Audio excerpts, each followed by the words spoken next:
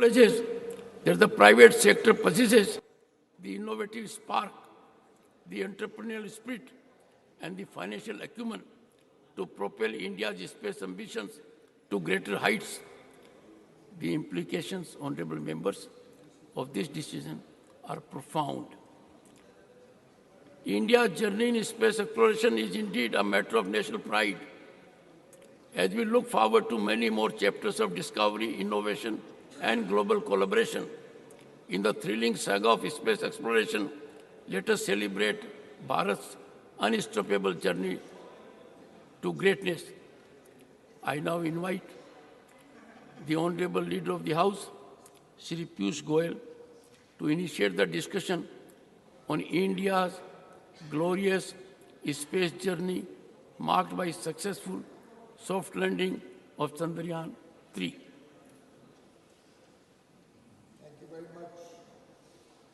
Thank you very much, Honorable Chairman, sir. It's indeed a matter of great pride for the entire nation and for all of us in this august house that you have permitted this subject to be taken up as the very first subject in the new precincts, and truly something which makes every single Indian, 140 crore Indians, proud of their scientists, proud of their Indian industry who has contributed in big measure to various components that have come into the entire mission. And today, as I stand before you, I think this is one moment in history that will be etched for generations to come as the turning point in which India truly entered the space age as one of the top 4 countries in the world. And then, as you very rightly pointed out, Chairman Sir, the fact that we were the first country in the world to land on the south pole of the moon is by itself giving us a completely new and elevated pleasure. Honorable Chairman Sir, ISRO, the Indian Space Research Organization, has truly, by scripting this glorious chapter to India's space journey and proving that even the sky is not the limit for India, really made the entire nation very, very proud and scripted this new space journey. Honorable Chairman, sir, the successful landing of Chandrayaan 3 is a trailblazing event which happened over years of consistent focus on the subject, a lot of research, a lot of effort, a lot of successes, a lot of failures. And this has been one area in which India has progressed from step to step. Every time, even we have taken adversity that the mission faced in its stride, learned from our failures, made failure the stepping stone to success, and finally, the historic achievement of the landing is a matter of great pride for every Indian. In fact, 3 lunar missions in 15 years, it almost feels as if the moon is beckoning India, as if the moon is awaiting India, and more particularly so when we see the images coming out from there, when we see the messages that ISRO comes out, I think each successive success is strengthening our resolve to capture the space. Honorable Deputy Chairman, sir, today we stand before the world unlocking new avenues of scientific discovery with a new confidence, the self-confidence of an Atmanirbhar Bharat, the self-confidence of a country which produces the highest number of STEM graduates in the world, the self-confidence of a country which today stands before the world with one of the lowest cost missions and one of the most effective and speedy successes that any other country could have achieved. I remember that picture where in the Chandrayaan 2 mission, where after having almost come so close to the surface of the moon, for a small technical reason we were not successful, a lot of naysayers had started trying to run down the Indian mission, run down ISRO, run down our scientists. And for all those naysayers, for all those people who have this negativity about India, जो नकारात्मक सोच के लोग हैं, उन सब के लिए उस दिन सबक था. जैसे प्रधानमंत्री नरेंद्र मोदी जी ने गले लगाया उस समय के इसरो के चेयरमैन को, उनको उनकी क्षमता के ऊपर उनको बधाई देते हुए आगे के लिए, आगे की चुनौतियों के लिए उनको तैयार किया, उनको उनका आत्मविश्वास बढ़ाया, उनको प्रोत्साहित किया. मैं समझता हूँ वो जो चित्र है वो देश के 140 करोड़ लोगों के जहन में, उनके दिल में, उनके मन में बस गया है. और उस दिन के उस प्रोत्साहन को, उस दिन के माननीय प्रधानमंत्री नरेंद्र मोदी जी के वाक्यों को, जैसे उन्होंने पूरे जी जान से अपने जीवन का एक अंश बना लिया और अपने जीवन का मिशन पर आते हुए जिस प्रकार से आगे चले, इतने कम समय में उसके बाद चंद्रयान-3 का सक्सेस, G20 के थोड़े ही दिन पहले, मैं समझता हूँ पूरे देश के लिए बहुत ही गर्व की बात है. मुझे ध्यान है कि जयपुर में हमारी G20 की ट्रेड एंड इन्वेस्टमेंट मिनिस्टर्स की, वाणिज्य और निवेश के मंत्रियों की बैठक चल रही थी. बैठक 24 और 25 अगस्त को होनी थी. उसी की पूर्व संध्या पे 23 अगस्त को ये हमने सभी ने मिलके एक साथ जब मून लैंडिंग देखी चंद्रयान-3 की, जो गौरव हम सबको महसूस हुआ, जिस प्रकार से पूरा देश गौरवान्वित हो रहा था उस दिन, मैं समझता हूँ वो इतना इन्फेक्चुअस था, उसका प्रभाव विदेश से आए हुए मंत्रियों के ऊपर भी इतना गहरा था कि लगभग विश्व के सभी बड़ी ताकतों के नेता, सभी बड़े देशों के वाणिज्य और उद्योग से संबंधित, निवेश से संबंधित मंत्रियों ने अपने अपने भाषण में, हमारी मीटिंग में, हर एक ने एक स्वर में भारत की तारीफ की, भारत की उपलब्धता को बहुत ही विशेष बताया, बहुत ही साइंटिफिक कम्युनिटी के लिए, हमारी साइंटिफिक अचीवमेंट के लिए भारत की सराहना की और माननीय प्रधानमंत्री नरेंद्र मोदी जी को बधाई दी. उस मौके पे भी G20 की मीटिंग में दुनिया भर के नेताओं ने कि अब Bharat, India is truly arrived at the world stage. अब भारत विश्व पटल पे अपनी छाप छोड़ रहा है और ये मैसेज आज भारत से बढ़ के पूरे विश्व में गया कि भारत अब बड़ी बड़ी चुनौतियों को सफलतापूर्वक भी पूरा कायम कर सकता है, सफलता प्राप्त कर सकता है. और मैं समझता हूँ कि पहले हम सुनते थे यूएस, यूएसएसआर, चाइना, ऐसे देशों ने हजारों लाख करोड़ रुपए खर्च के ये एक एक मिशंस किए थे.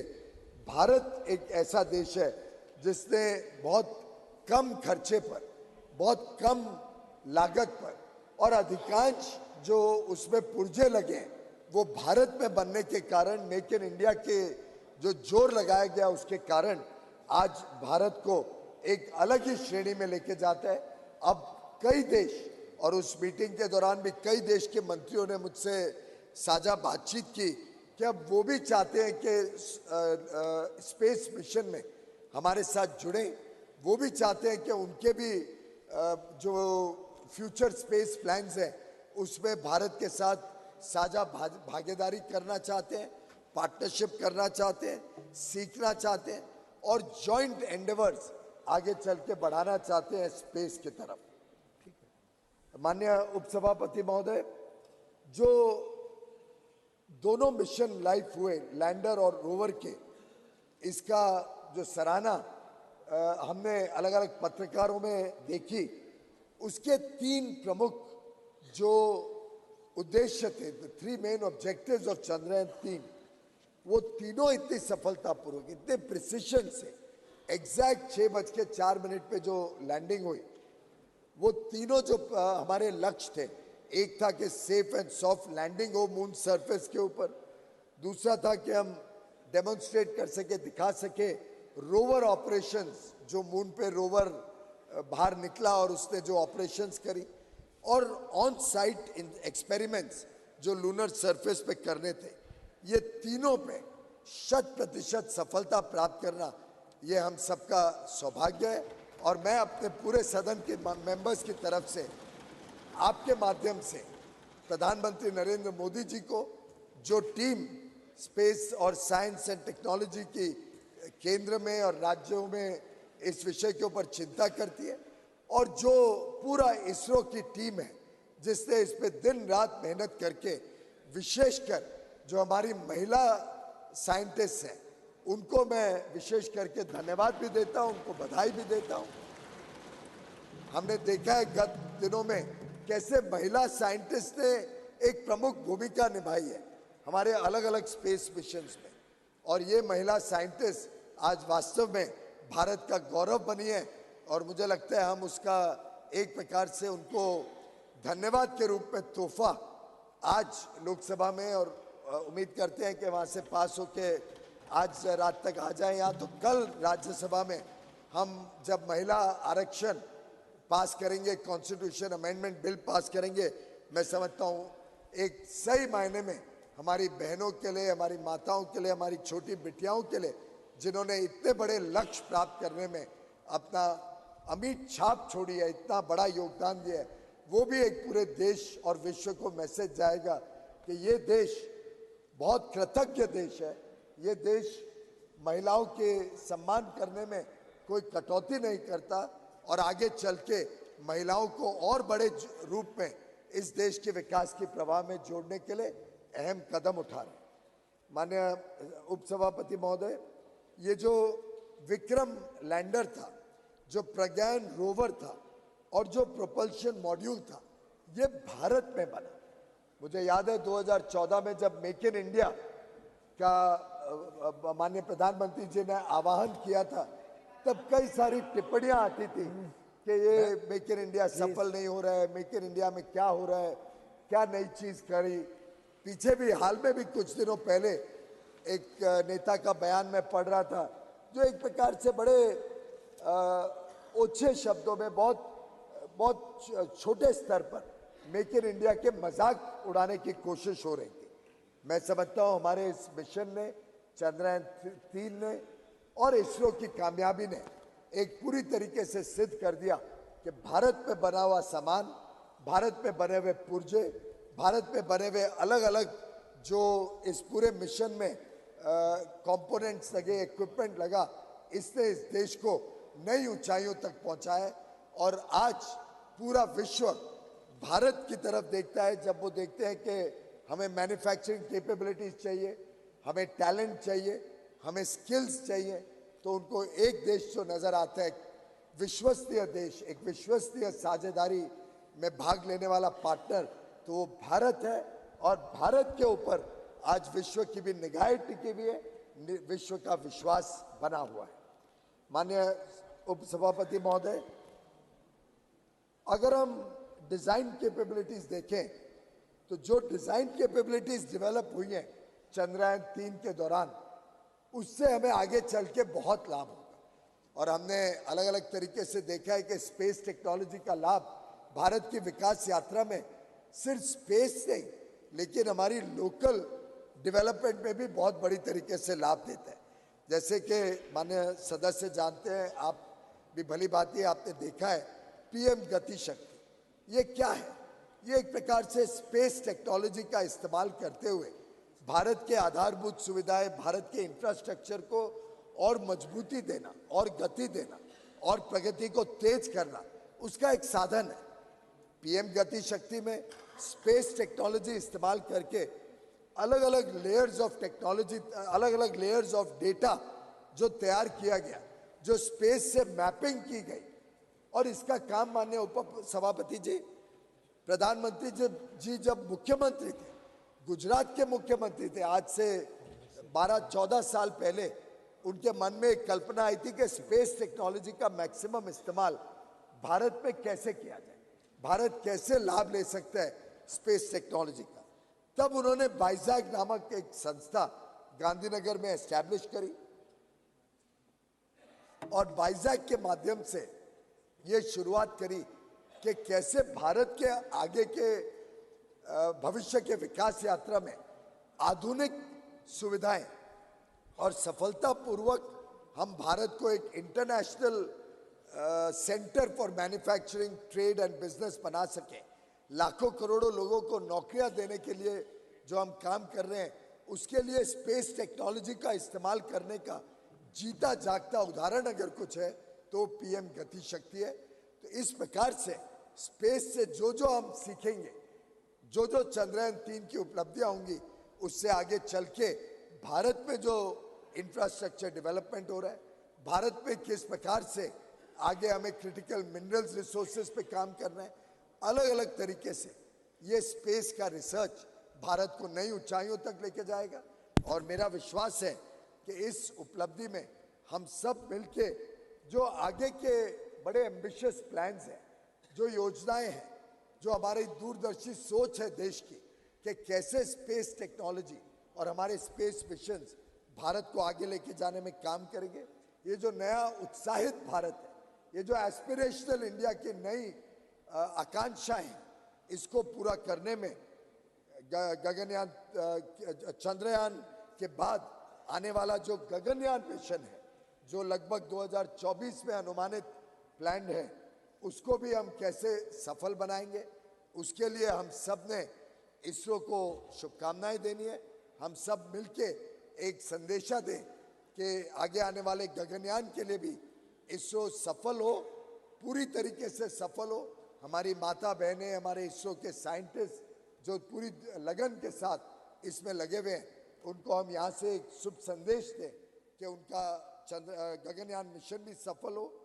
हमने ऑलरेडी देखा आदित्य मिशन, जो आदित्य L1 जो सूरज के और भारत के बीच में, जो अर्थ और सन के बीच में यहाँ से लगभग 15 लाख किलोमीटर दूरी पे जाके स्टेशन होगा, जो लैग्रैंज पॉइंट है, वहाँ से स्टडी करेगा सूर्य की किरणों की ताकत, सूर्य की ताकत को। तो उस पॉइंट तक सफलतापूर्वक पहुँचे, वो रास्ते में है, उसका लॉन्च सक्सेसफुली हो चुका है और वो पहला डेडिकेटेड स्पेसक्राफ्ट मिशन है जो सूर्य को स्टडी करने के लिए यहाँ से भेजा गया है। इसी के साथ साथ एक डेडिकेटेड पोलरीमेट्री मिशन एक्सपोसैट, जो एक्सरे के माध्यम से पोलरोमीटर सैटेलाइट के रूप में बाहर काम करेगा। इस तरीके से हमारी जो नए नए आगे की योजनाएं हैं, उसके लिए हम सब मिलके इस सदन से एक स्वर में एक बड़ा अच्छा संदेश और शुभकामनाएं भेजें। तो एक तरफ बधाई चंद्रयान-3 के सफलता के लिए, दूसरी तरफ शुभेच्छा आगे के बड़े बड़े लक्ष्यों को प्राप्त करने के लिए। ये जब एक स्वर में पूरा सदन ये मैसेज भेजेगा, तो मैं समझता हूं कि सभी जो इस मिशन के साथ जुड़े हुए हैं, चाहे वो प्रधानमंत्री नरेंद्र मोदी जी का प्रोत्साहन हो, चाहे हमारे अफसरगण हो, चाहे इसरो के साइंटिस्ट हो, हर एक व्यक्ति जो अलग अलग इन मिशंस में अपने अपने पुर्जे, अपने अपने कंपोनेंट्स, इक्विपमेंट्स बना के योगदान दे रहे, और एक प्रकार से 140 करोड़ देशवासियों का उत्साहवर्धन करने का काम आज पहले ही सिटिंग में, कल पहली सिटिंग थी, आज पहले ही डिस्कशन में हम ये जो संदेश देने जा रहे हैं, ये भी बड़ा शुभ संदेश है।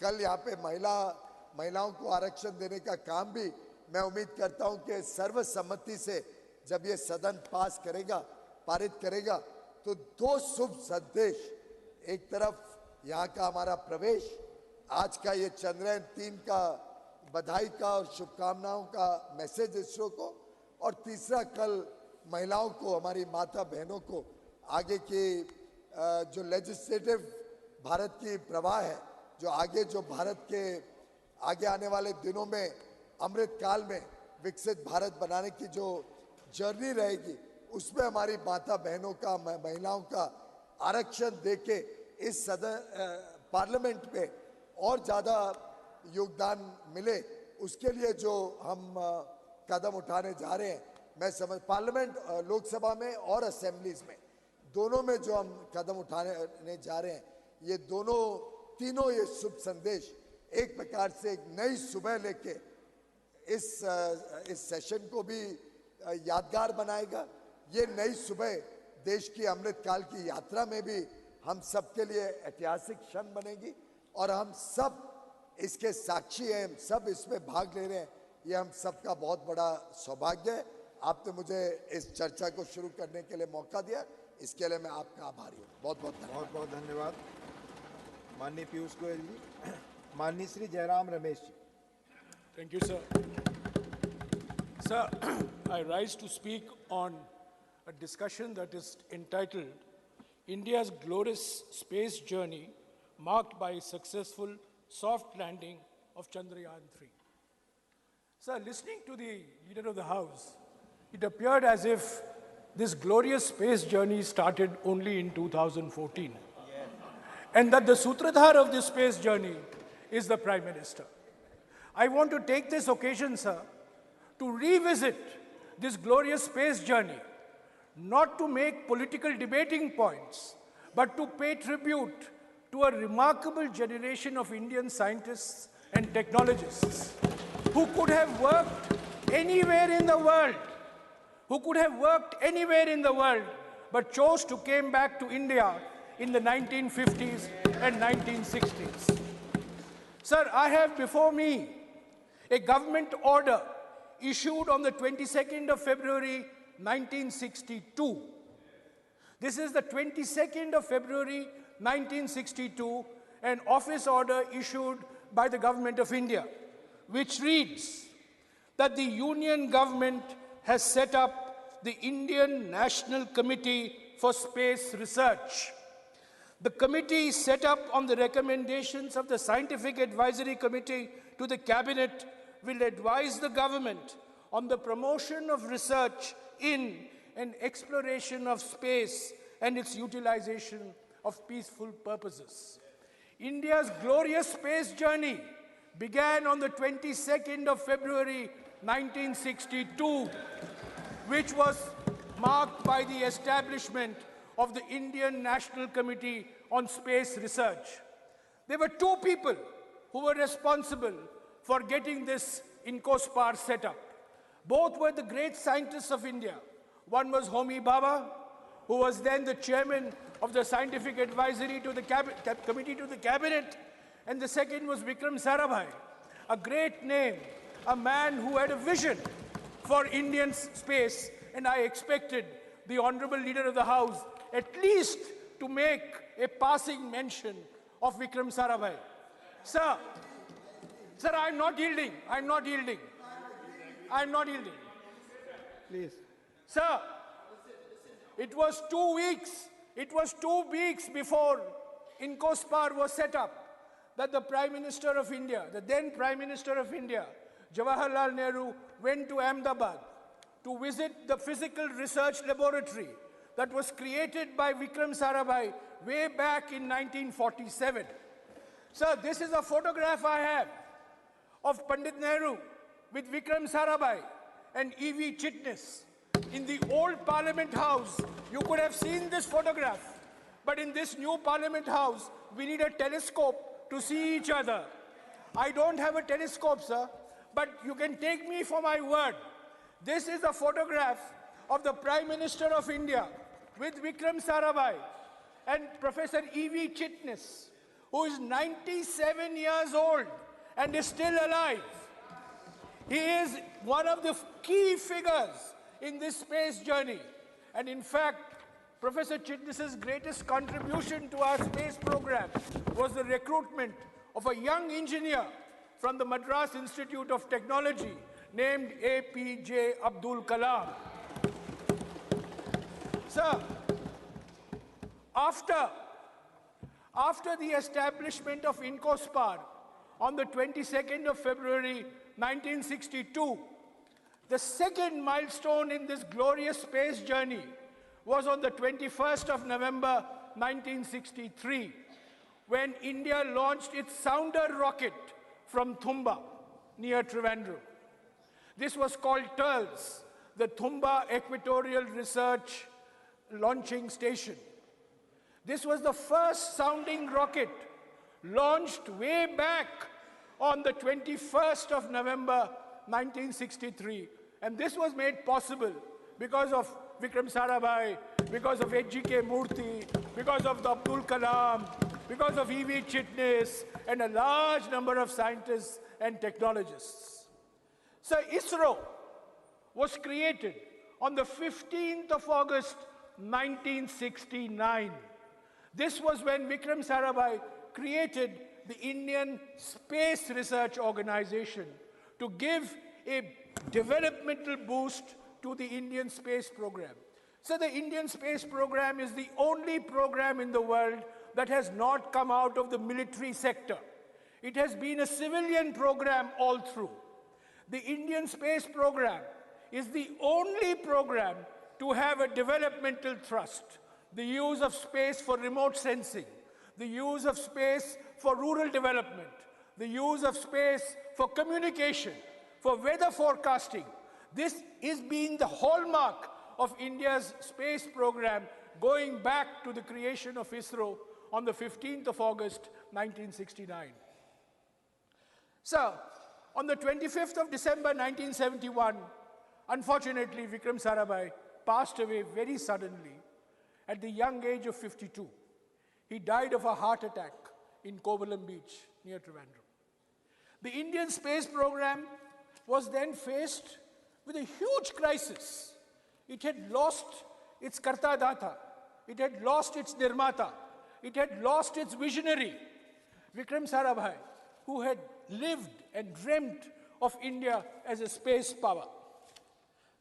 It was then that the then Prime Minister of India, Indira Gandhi, took what I consider to be the most important step that has made India the space power that we are all proud of today. So she wrote a letter to an Indian scientist who was then taking a sabbatical at the famous California Institute of Technology in Pasadena in California. The name of this scientist is Satish Dhawan, and it is in his honor that our launch center in Sriharikota is called the Satish Dhawan Launch Center. So, Indira Gandhi wrote a letter on the 7th of January 1972, and I wish to quote a few lines from this letter. This is the Prime Minister of India writing, "Dear Dr. Dhawan, Vikram's sudden and tragic death has deprived our entire space research program of leadership. You are aware of the heavy investment we have made in it. The 10-year profile of the development of space shows the extent of our commitment. We cannot afford to allow the entire organization to crumble. I should like you to accept the stewardship of our space program, which I am proposing to separate from the Atomic Energy Commission. Till 1972, space and atomic energy were together. But it is in 1972 that space gets separated from the Atomic Energy Commission. It will be for you to structure this new organization. Please let me know urgently when I may expect you to return and what arrangements you would like us to make for the interim period. I hope you will respond to an emergency situation in a sensitive area of national importance." This is a letter written by the Prime Minister of India to a scientist taking a sabbatical in California, who was then the director of the Indian Institute of Science, Satish Dhawan. Sir, Satish Dhawan immediately accepted the offer of the Prime Minister. He put some conditions that he would like ISRO to be headquartered in Bangalore. He would not like to be posted in New Delhi, that he would like to continue as the director of the Indian Institute of Science, and he would like full freedom to run ISRO the way it should be run. The Prime Minister of India accepted and acceded to all these conditions. So when he came back to India, when he took over As chairman of ISRO, her secretary, Mr. P.N. Haksar, sent Mrs. Gandhi a note, and I was fortunate enough to get a copy of this note in the archives. And Mr. Haksar wrote on the 25th of May 1972 to the Prime Minister, Dr. Satish Dhawan is an extremely sensitive human being.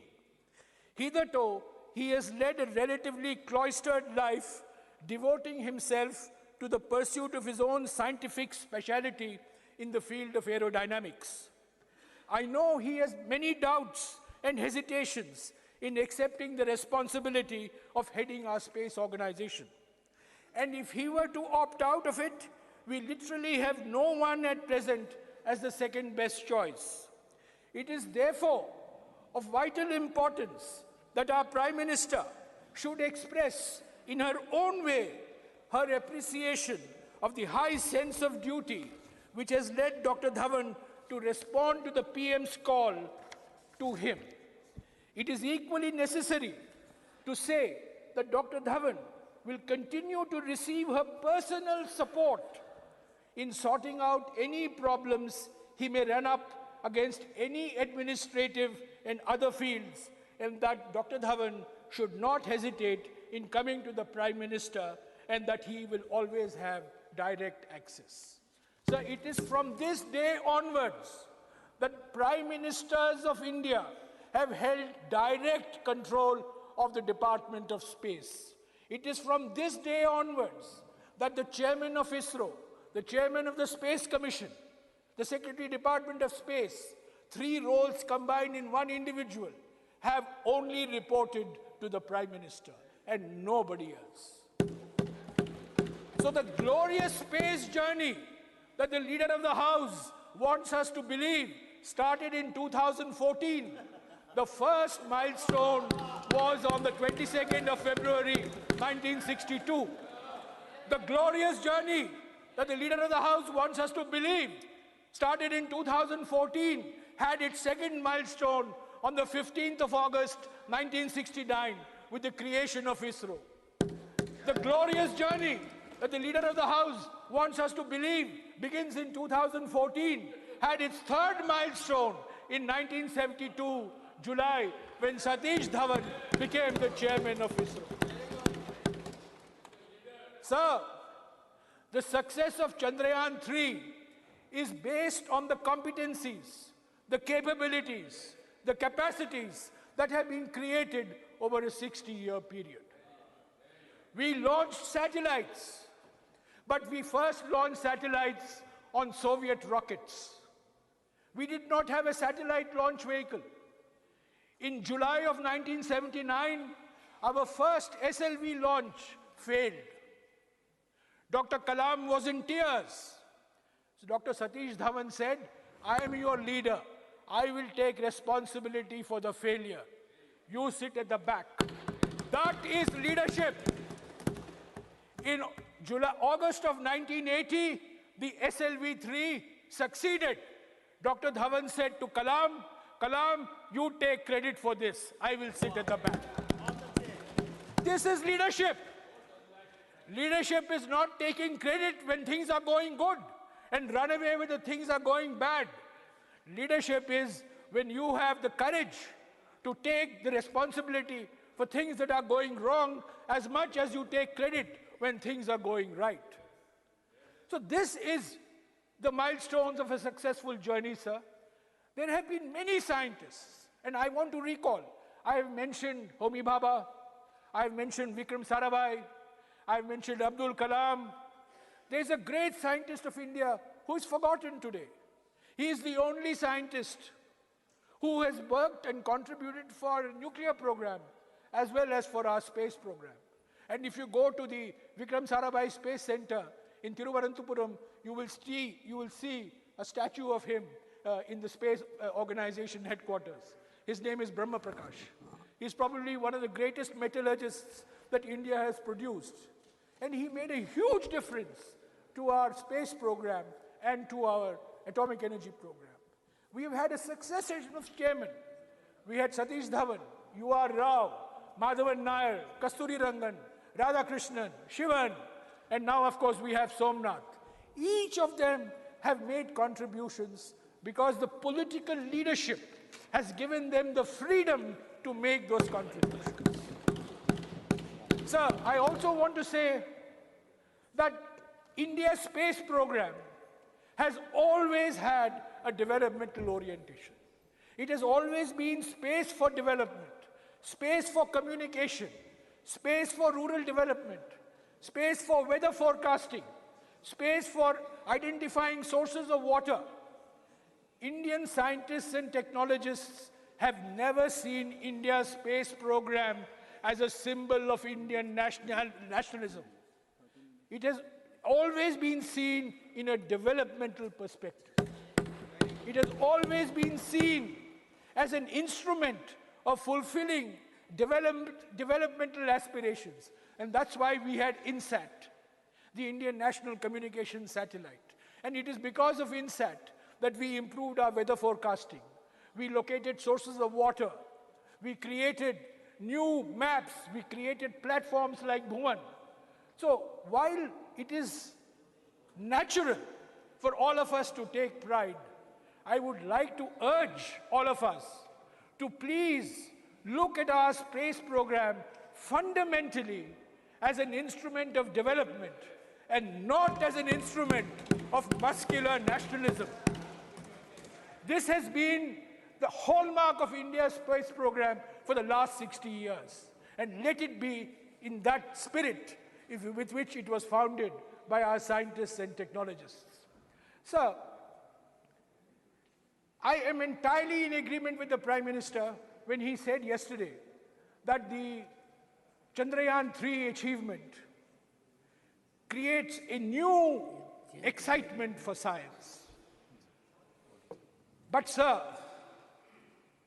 what is the point creating an excitement of science when you're removing Darwin's theory of evolution from textbooks?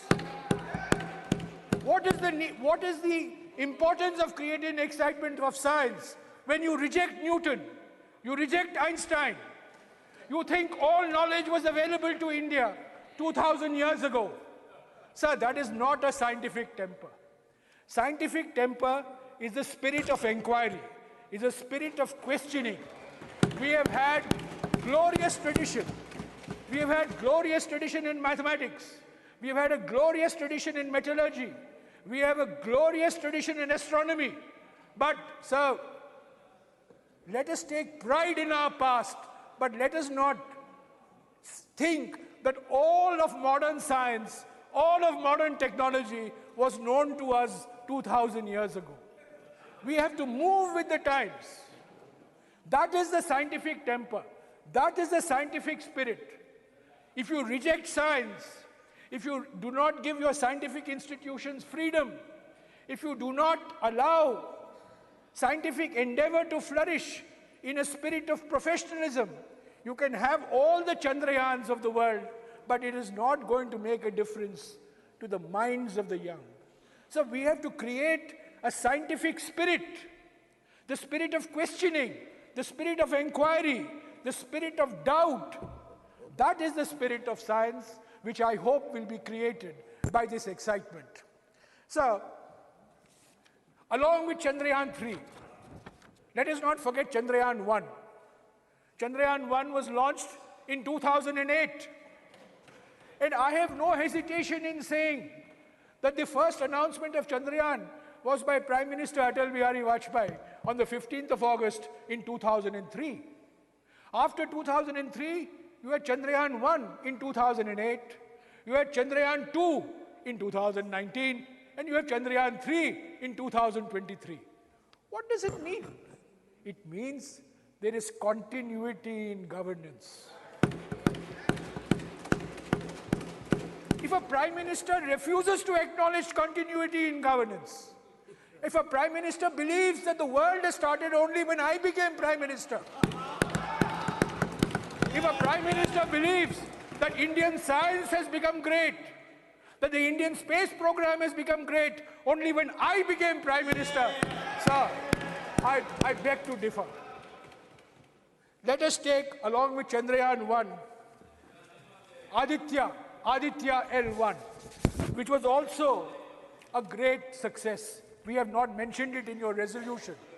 But this Aditya L1, the solar laboratory, which was launched 1 week after Chandrayaan 3. So when did Aditya 1 start? Aditya 1 started in the year 2006.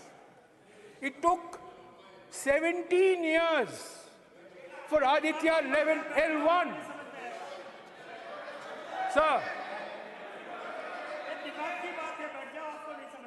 Sir, can I finish? Sir, it took 17 years for Aditya L1 to be conceived, to be planned, to be executed, and to be launched. The Honorable Leader of the House said, we are now making things in India. So we have always been making things in India. Larsen and Toubro, Walchand Nagar Industries. There are so many Indian companies I can think of which have been associated with the Indian space program going back to the 70s. To say that suddenly after 2014, we have started making things for our space program is a complete distortion of facts. In fact, the Indian space program has always been based on creative partnerships with the Indian private sector and Indian public sector. Our nuclear reactors are made in India. Our rockets are made in India. Our launchers are made in India. Our satellites are made in India. And they were being made in India before 2014.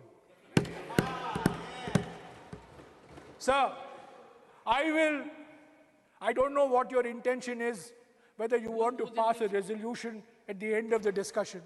But if you do want to pass, sir, let me finish, sir. If you do want to pass, please acknowledge that the capabilities, competencies, and capacities that have resulted in Chandrayaan 3's success are the results of investments made over the last 60 years. These are based on contributions of successive prime ministers. These are based on contributions of a large number of Indian scientists, large number of Indian technologists, many of whom we don't even know of, many of whom we don't even acknowledge. But I think today is the day when we should salute our Indian scientific community, our Indian technological community. So, it is the Indian scientists and Indian technologists who gave India the Green Revolution in the 1970s. It is Indian scientists and Indian technologists who gave India the White Revolution in the 1970s. It is Indian scientists and Indian technologists which have created our missile development program, the Agnis and the Prithvis and the Nags. And it is Indian scientists and Indian technologists who have given our space program the profile in the world that it has today. And I want to say one thing about these scientists and engineers, sir. So all the newspaper headlines, all our talk is based on our elite institutions of learning. I happen to come from one of them. But I have no hesitation in saying that the contributions in the space program have come from men and women who are graduates of government engineering colleges, of lesser known engineering colleges. They are not from IITs, they're not from IIMs, but they are from colleges in Kollam, colleges in Trivandrum, colleges in Surat, colleges in Baroda, colleges in Pune, colleges in Bhopal, in Rajasthan, colleges in Indore, colleges in Jaipur.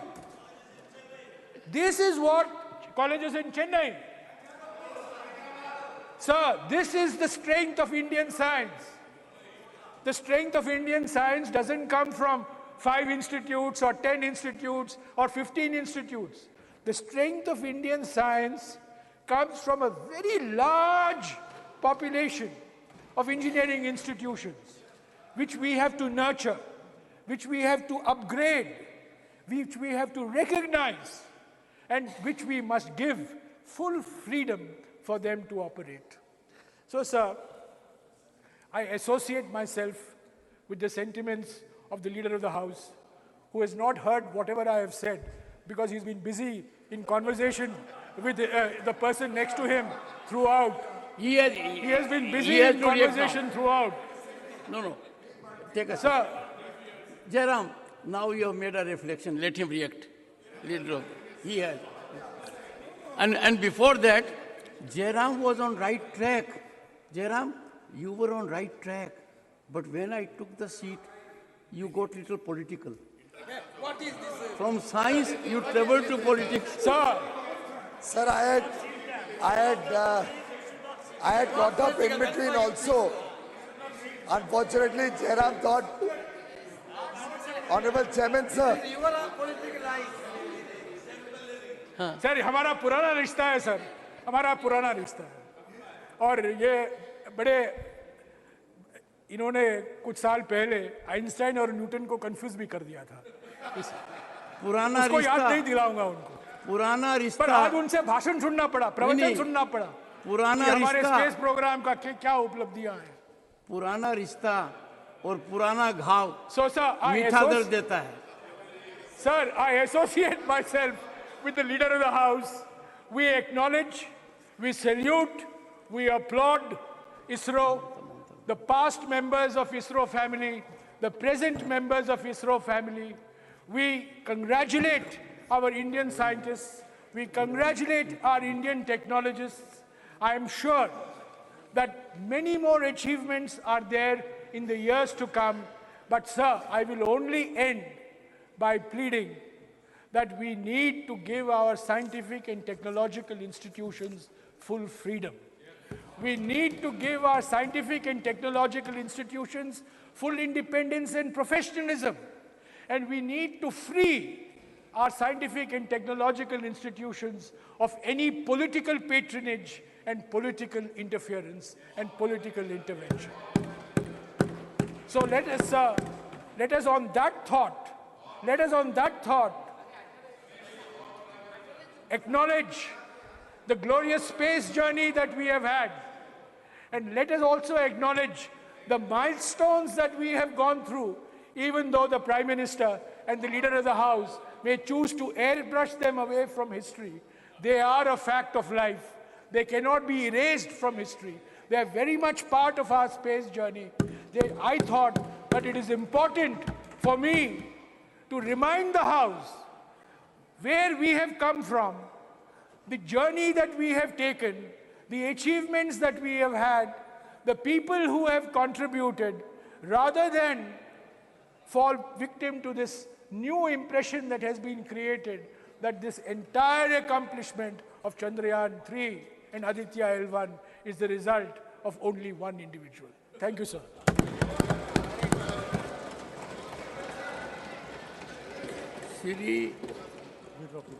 Shri Jawar, okay. Got up as soon as Jairam initiated, and you're right, he started on the right track. I had got up, unfortunately, he did yield, only to say I fully agree with him and associate with him when he was talking about the journey. But now, since he has also taken it to a political level, I have only two comments to make, sir. Of course, the journey is extremely important. We have all assembled here. We are all going to speak about various aspects of the journey, and we have many other speakers who will be delving on who played what role, who provided what kind of funding support, who made this whole mission really get the kind of speed and scale that made it a success. But at the end of the day, I'm sure my honorable colleague and friend, Jairam, will also appreciate that people run many races. There are marathons run, there are sprints run, there are 100 meters, 200 meters, 42 kilometers, all sorts of races. But ultimately, one must also acknowledge that it's the Your turn will grit come. and determination that makes the winner win. But on the other point where he made a personal comment on me, well, I'm sure everybody is human and everybody can make mistakes. Honorable members. I may not be as infallible as Mr. Jairam Ramesh. He's of course infallible. Please. He has never made any mistakes in life. I have very openly and in public acknowledged I made a mistake at that point of time in the rush of speaking. But I have not made the kind of colossal mistakes that my friend Jairam Ramesh has done when it comes to killing the development journey of India. In so many ways, my friends from Andhra and Telangana are still suffering for the irrational way in which, as the architect of the split of Andhra Pradesh, he left both countries, both states in trouble. I have not politicized it. I have not spoken about his failures when it comes to environment. I have not spoken about how he became an impediment to the very progress of the nation of infrastructure development. I think we can leave Please, that no, take it. Honorable members, please. One second, I'll come to you. I'll come. Please take your seat. Please. Please. Honorable members, I hope the comment I'm making now will be appreciated. The intellectual level of the House is very high. About 3 decades ago, I was in Rajya Sabha as a junior minister. A very distinguished member was making a scholarly address, as Jairam made. At that point of time, there was entry of another member. It is in the context of leader of the House saying, I fully agree with him. I'm on that. So when that member entered, the speaker got worried that that member will unsettle him.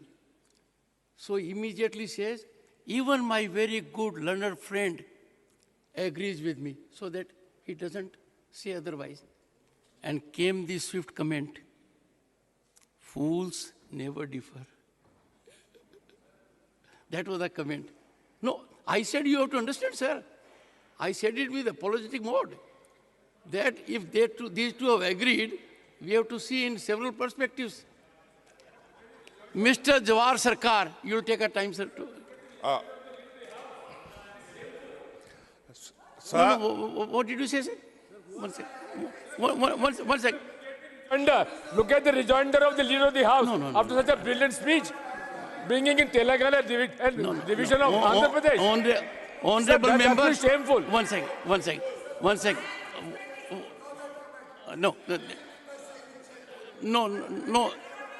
No, He it is took a deleted. punt at me, I took a It is punt at him. deleted. Where is the shamefulness? Where is Please. the shamefulness? I Use think it, it between two deleted. friends, don't come in the way of that. The comment is not on record. And honorable members, after a long time, we had a good debate. After a long time, the people were informed. Maybe there is a political put which will be there both sides and all sides. But after a long time, we are on track. And therefore, we must appreciate it. My light comment was in that direction only. Let us, please. No. I'll look into it. But all I'm saying is, after a long time, we have had some return to a situation where outside people will get some knowledge. They will get inspired. All sides. You want to say something, ma'am? Yes, ma'am. Well, one of the greatest artists, and I have admired her for a long time, several decades. If she associates with sentiment, it's a great positive gain for all of us. Mr. Jawar Sarkar, and he brings on the table huge bureaucratic experience. Mr. Jawar Sarkar. thank you, sir. As I can't see any clock, I hope my time starts now. Sir, the first point that I would like to make is across the House. 21 minutes. We are Indians first, and as an Indian, we take immense pride in the Chandrayaan mission. We take immense pride in the scientific achievements of India, irrespective of what part of India we come from, what we represent. That is the first basic point that we have to remember. India is a continuum. India is eternal. And we cannot slice a part of India and say, this was my part and all the credit happened during this part. All the discredit happened during that part. We were all part of a continuum. When we talk of Chandrayaan, Mr. Jairam Ramesh has explained in great detail, the chair also has explained in great detail, the whole journey of Chandrayaan, and that it spans for 6 decades and more. Numerous individuals have contributed to it. Today is a time when we need to remember them. We need to celebrate the moment, but we also need to remember our history. We also need to celebrate history. So I'll begin with where Mr. Jairam Ramesh said, the great contribution of Pandit Nehru to the whole episode, to the whole journey. As Indians, no one can deny, I am not speaking parochially, no one can deny the immense contribution of the man who introduced scientific temper in India, the man who introduced all forms of scientific research, Vikram Sarabhai. We have come to a new house and there should be a new approach. Instead of only political leaders, we should celebrate the images, the statues of Vikram Sarabhai, of Abdul Kalam, of Homi Bhabha. These are the ones who took us to where we are. We have to admit that it is this, the great leadership, the great vision, the unending toil of Homi Bhabha, of Satish Dhawan, of Vikram Sarabhai, of Abdul Kalam, where we are today, where Abdul Kalam, where we are today. We also cannot acknowledge or disacknowledge or deny the role played by the Prime Ministers. The present Prime Minister must have surely contributed to this great journey, but that does not mean that earlier Prime Ministers who laid the path did not contribute and should not be forgotten. As an Indian, my heart leaps when I see our space launch vehicles propel these satellites of other countries and place them in space. We do a big favor to the rest of humanity, to other nations, and my heart leaps. But my heart is big. As an Indian, as a person who shares the timelessness of India, we should have a big heart. The big heart that not only takes space launch vehicles, take only satellites, but also propels ideas. Today, my heart leaps with joy for another reason. And the reason is that science is finally gaining over superstition. Science is finally gaining over superstition. We have to believe in both experimentation, in empiricism and evidence before we open our mouths. Before we open our mouths, we must think of the consequences of what we are saying. Experimentation, empiricism, and evidence. How can someone say that Ganesha's head was placed by plastic surgery? We had his Chaturthi yesterday. We believe in the greatness of Ganesh. But how can you say that his head was placed by plastic surgery? How can you talk of stem cell surgery, stem cell science, bringing in a particular large section in the Mahabharata?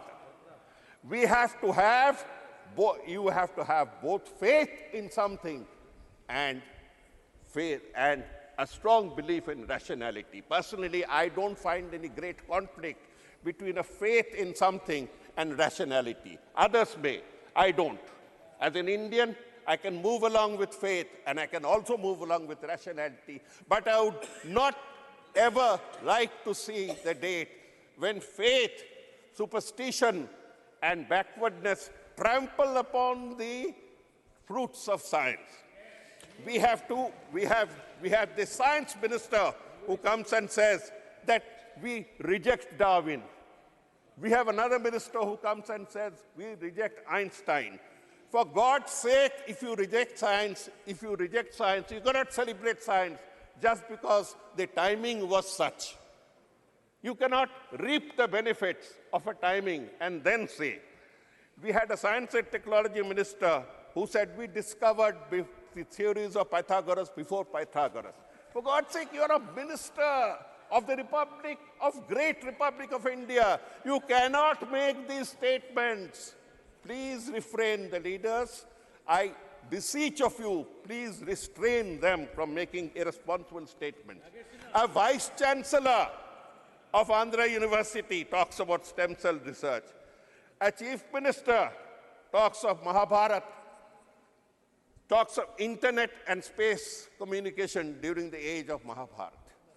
Let us, from this lesson, let us from this moment take an oath that before we make unscientific comments, we will restrain ourselves, we will stick to science, so that we have many more Chandrayans, we have many more Adityas, we have a superior make in India. Since people were talking about contribution, a very important point that we need to remember is that this contribution of Chandrayaan reveals that it is the smaller technological colleges of India that are not in the limelight. Non-IITs, if I may put it bluntly, it is the non-IITs that have landed India into such a glorious position. We are feeding on IITs, but many of the products of IITs are going abroad to serve the interest of world capitalism. To serve the interest of world capitalism, to serve the interest of world domination. Why are we doing it? We need to shift our emphasis to our smaller colleges that have produced. Bengal, incidentally, has sent 31 in the ISRO. We could have said more about it. Now, when I mentioned about superstitions, I also come to two spoiler points. We have spoken about the greatness of ISRO, but we have not mentioned one word about the Devas Antriksh scandal. The Devas Antriksh scandal remains alive till today. A few months ago, the Delhi High Court has pronounced a judgment which will make you shiver. They say there is poison in the seed. The entire thing is a poisoned effort. It doesn't matter to me which regime did it. No regimes get into such great detail. It doesn't matter. We should have closed this chapter. We should have punished them because we remain vulnerable to an international fraud of something like 30,000 crores. Why should we pay it? Just because some technocrat made a dirty deal. We talk of the Nambi effect, we celebrate. We can celebrate science, we can celebrate the effects of science, we can celebrate our victories, but do not, as the chair has said, bring politics into it.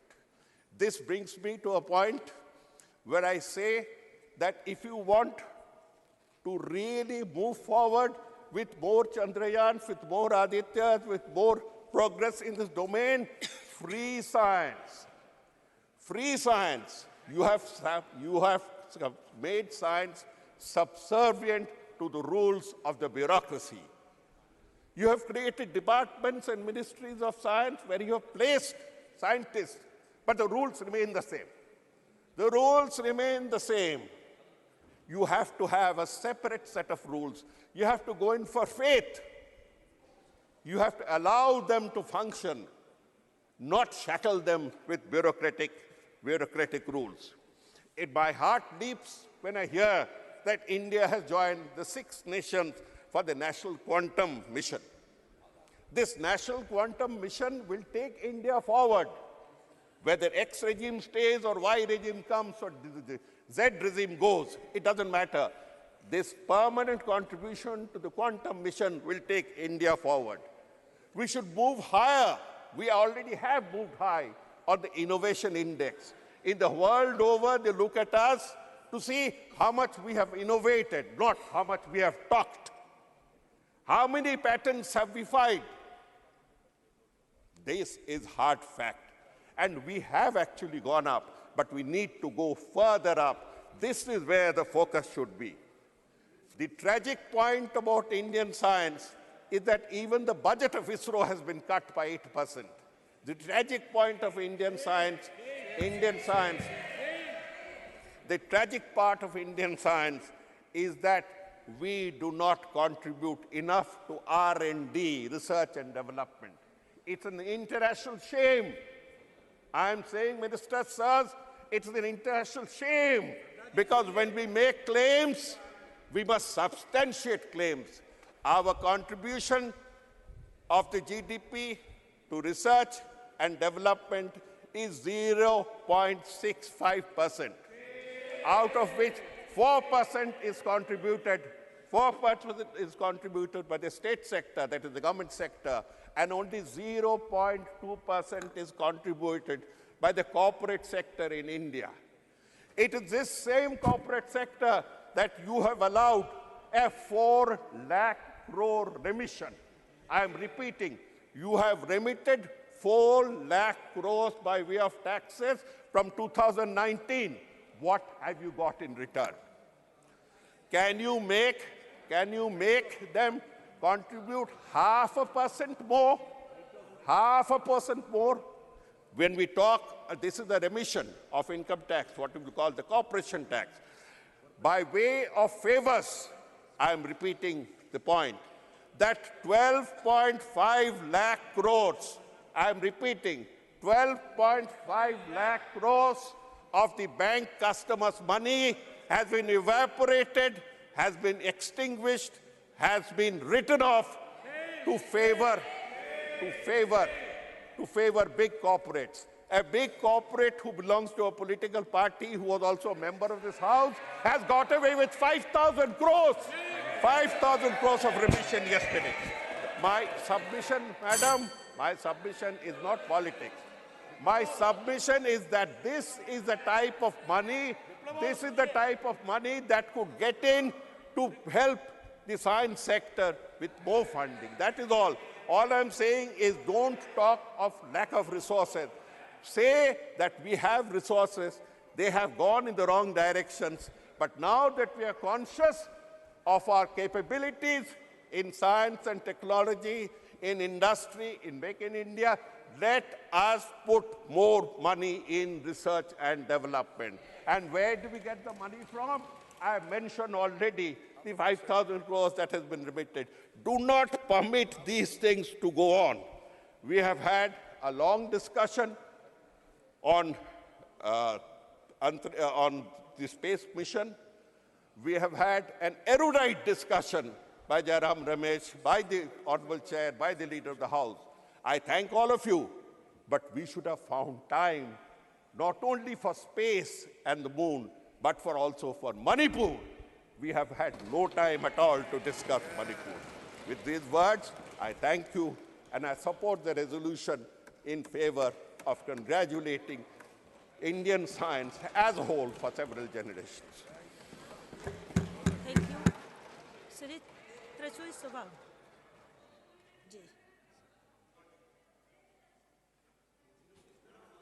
Thank you, Madam Chairperson. I am very proud to participate in this discussion of India's glorious space journey marked by successful soft landing of Chandrayaan-3 on the moon, as a citizen of India and not of Bharat. Really, it's a proud moment. The whole world is celebrating. Chandrayaan-3 has landed in the moon very softly, and the lander and rover are doing their works very softly. But we landed in this new parliament building, and only turmoil and turbulence are seen for the past 2 days. That is moon, and this is parliament. Very happy moment that India is the first country to have landed in the south pole of the moon, which is being celebrated across the world, though it stands for among the other countries who have reached the moon. After this successful mission, India's space industry, exploration industry is being talked much about in a big and proud way across the world. And the Indian spacecrafts are being considered and seen as milestones of this sector. All this credit goes to the team of the ISRO. The relentless pursuit, the dedication, and their passion has made this country globally very famous. And I don't want to repeat what Mr. Jairam Ramesh told or Mr. Sarkar spoke here. Yes, the history is very long. And Vikram Sarabhai, who has to be recollected at this moment, started the ISRO journey from a church. The church gave its praying space for Vikram Sarabhai to launch his first rocket when he was searching for a suitable space. So for this, no caste, no religion, no anything, it is India. And India has traveled a long way, and now we are reaching to heights which is being appreciated. So very importantly, I want to make here something very emphatically. The mission director of this Chandrayaan-3, which is being very much celebrated, is Mr. Veera Muthuvel. He is from Viluppuram, Tamil Nadu, where our finance minister has also studied schooling. And he studied in a government school. He went to Coimbatore and did his engineering in Lakshmi Engineering, and then he came to Tiruchi, to my place, and did his NIT. And now he is considered to be a very shining example for all the aspiring scientists and engineers who are indulged in aerospace. And added to that is Chandrayaan-2. It is one Vanitha Muttaya. She is from Chennai, very ordinary, humble family. She also studied from a government school, studied in various engineering colleges in Tamil Nadu, and now she was the project director of Chandrayaan-2. And Chandrayaan-1, Mailsamy Annadurai, who is called as the Moon Man. He was the first one. 1969, Apollo landed in the moon with Armstrong, but they returned. But it was the mission of Mailsamy Annadurai which came with the result that there is water is available in the moon, and that is being held across the world. He is responsible for 60 satellites which have been successfully launched by the ISRO. He is also from a very humble family. He studied in a government school and have achieved. And now the Aditya #1, Aditya 1, going to explore the sun. The mission director is one, Nisha Shaji Sultana, from Sengote of Tamil Nadu, southern end of Tamil Nadu. She also is from a very humble family, and she studied in a government school and did her engineering. So what has been established by all these things means, to achieve something, a person need not study in a government school, a person need not go abroad to get their education. And all these students and all these engineers who have succeeded are from Tamil medium school. And their second language is only English. So to reach the space, Veera Muthuvel, the successful mission director of Viluppuram, started from Viluppuram and landed in the moon without Hindi and Sanskrit. So we are very proud to say, these scientists have not only taken the position of India globally, that India's ISRO space exploration is par excellence than the developed countries. So also they have established even persons from ordinary family who are expertised in their own mother tongue and having English as their link language can successfully achieve many things. So this is a very, very important thing we have learnt in this, and we have to compliment every one of the scientists. Sivan, who was the former chairman of ISRO from Kanyakumari, and now the chairman, Mr. Somnath, all have made us very proud. And this parliament, cutting across the political parties, as I said, as citizens of India and responsible members of parliament, and I from DMK party, Veera Muthuvel was immediately called and being appreciated by our Chief Minister, M.K. Stalin, after the mission was successful. So we, as members of parliament, with all responsibility and with proudness, let us compliment and congratulate the team of ISRO for having taken India globally to a very, very remarkable place. Thank you very much. Thank you. Sri Sandeep Kumar Pathak.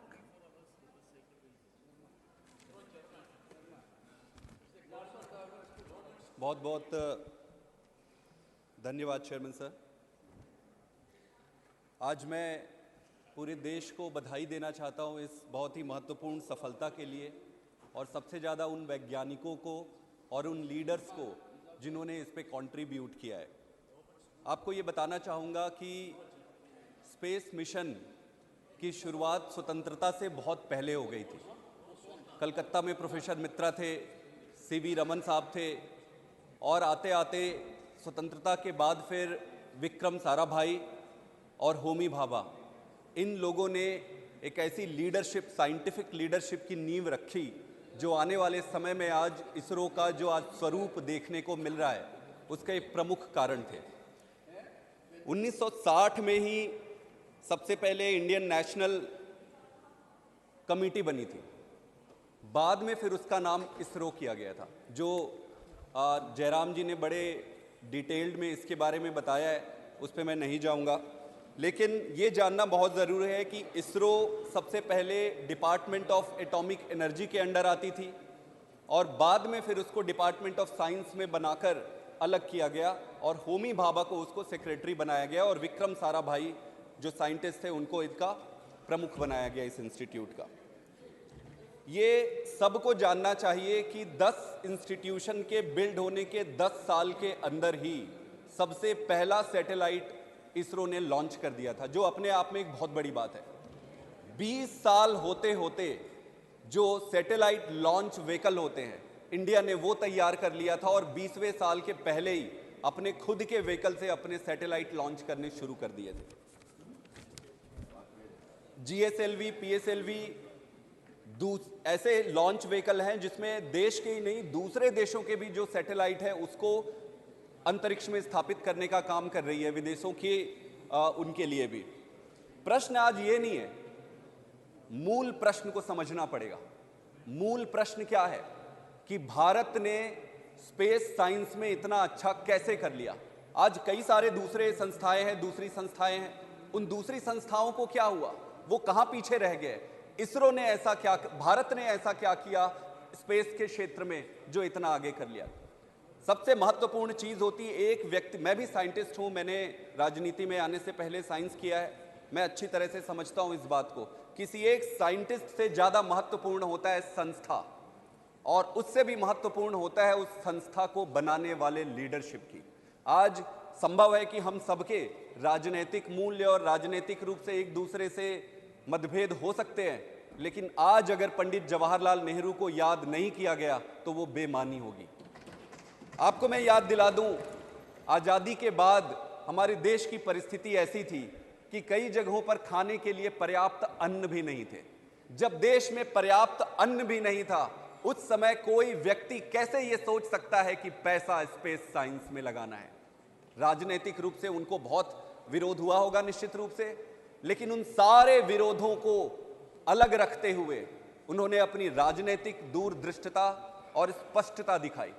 इसको कहते हैं leadership. उन्होंने ऐसी leadership, आज अगर आप देखें कि भारत में और पाकिस्तान का सबसे, जहां भारत है और जहां पाकिस्तान है, उसका मूल कारण क्या है कि भारत को आजादी के बाद पहले प्रधानमंत्री के रूप में पंडित जवाहरलाल नेहरू मिले और पाकिस्तान को पहले प्रधानमंत्री के रूप में जिन्ना मिले। यही एक दो मूल कारण है कि पाकिस्तान आज कहां है और भारत आज कहां है। हमारे कई सारे मतभेद हो सकते हैं, जरूरी नहीं है कि हम हर चीज में सहमत हो, लेकिन साइंस और टेक्नोलॉजी में जो नेहरू जी ने जो काम किया उसको पूरे देश को, पूरा देश उसको मानती है और उनकी लीडरशिप को आगे बढ़ाने के लिए हम सबको अनवरत रहना होगा। आपको फिर विजन क्या था जब ये इसरो को बनाए? विजन ये नहीं था कि छाती पीट पीट के दूसरों को अपनी ताकत का एहसास कराना है। विजन ये नहीं था कि अपने आप में ताकत एकत्रित करना है। विजन ये था कि साइंस और टेक्नोलॉजी को जनमानस के हित में कैसे उपयोग किया जाएगा। यही एक उद्वेलित और अंडरलाइन रीजन था जिसके कारण नेहरू जी ने इस पर भरोसा दिखाया था। आज जितने भी आप देखते हैं, चाहे मौसम विभाग से संबंधित जानकारी हो, कम्युनिकेशन टेक्नोलॉजी और कई सारे क्षेत्रों में स्पेस टेक्नोलॉजी ने जो कंट्रीब्यूशन दिया है, उसके कारण ही आज दूसरे साइंस के क्षेत्र में भी हम आगे बढ़ पाए हैं आज के। लेकिन यह भी देखना पड़ेगा कि क्या नेहरू जी अकेले कर पाते वो? क्या राजनीतिक परिस्थितियां अकेले अलाउ करती? संभव नहीं है। सरदार पटेल जी भी थे, उन्होंने देश में उस समय राजनीतिक स्थिरता लाई। अंबेडकर भी थे, जिन्होंने कॉन्स्टिट्यूशनली इस देश को एक ऐसा महान कॉन्स्टिट्यूशन दिया। तो एक टीम वर्क होता है, किसी भी देश के विकास के लिए टीम वर्क सबसे महत्वपूर्ण होता है, जो आज मुझे लगता है गैर राजनीतिक दलों में भी और अपने खुद के राजनीतिक सभी दलों में भी इस तरीके की टीम वर्क का अभाव है। विजन बड़ा साफ था कि साइंस एंड टेक्नोलॉजी का उपयोग देश के हित के लिए करना है।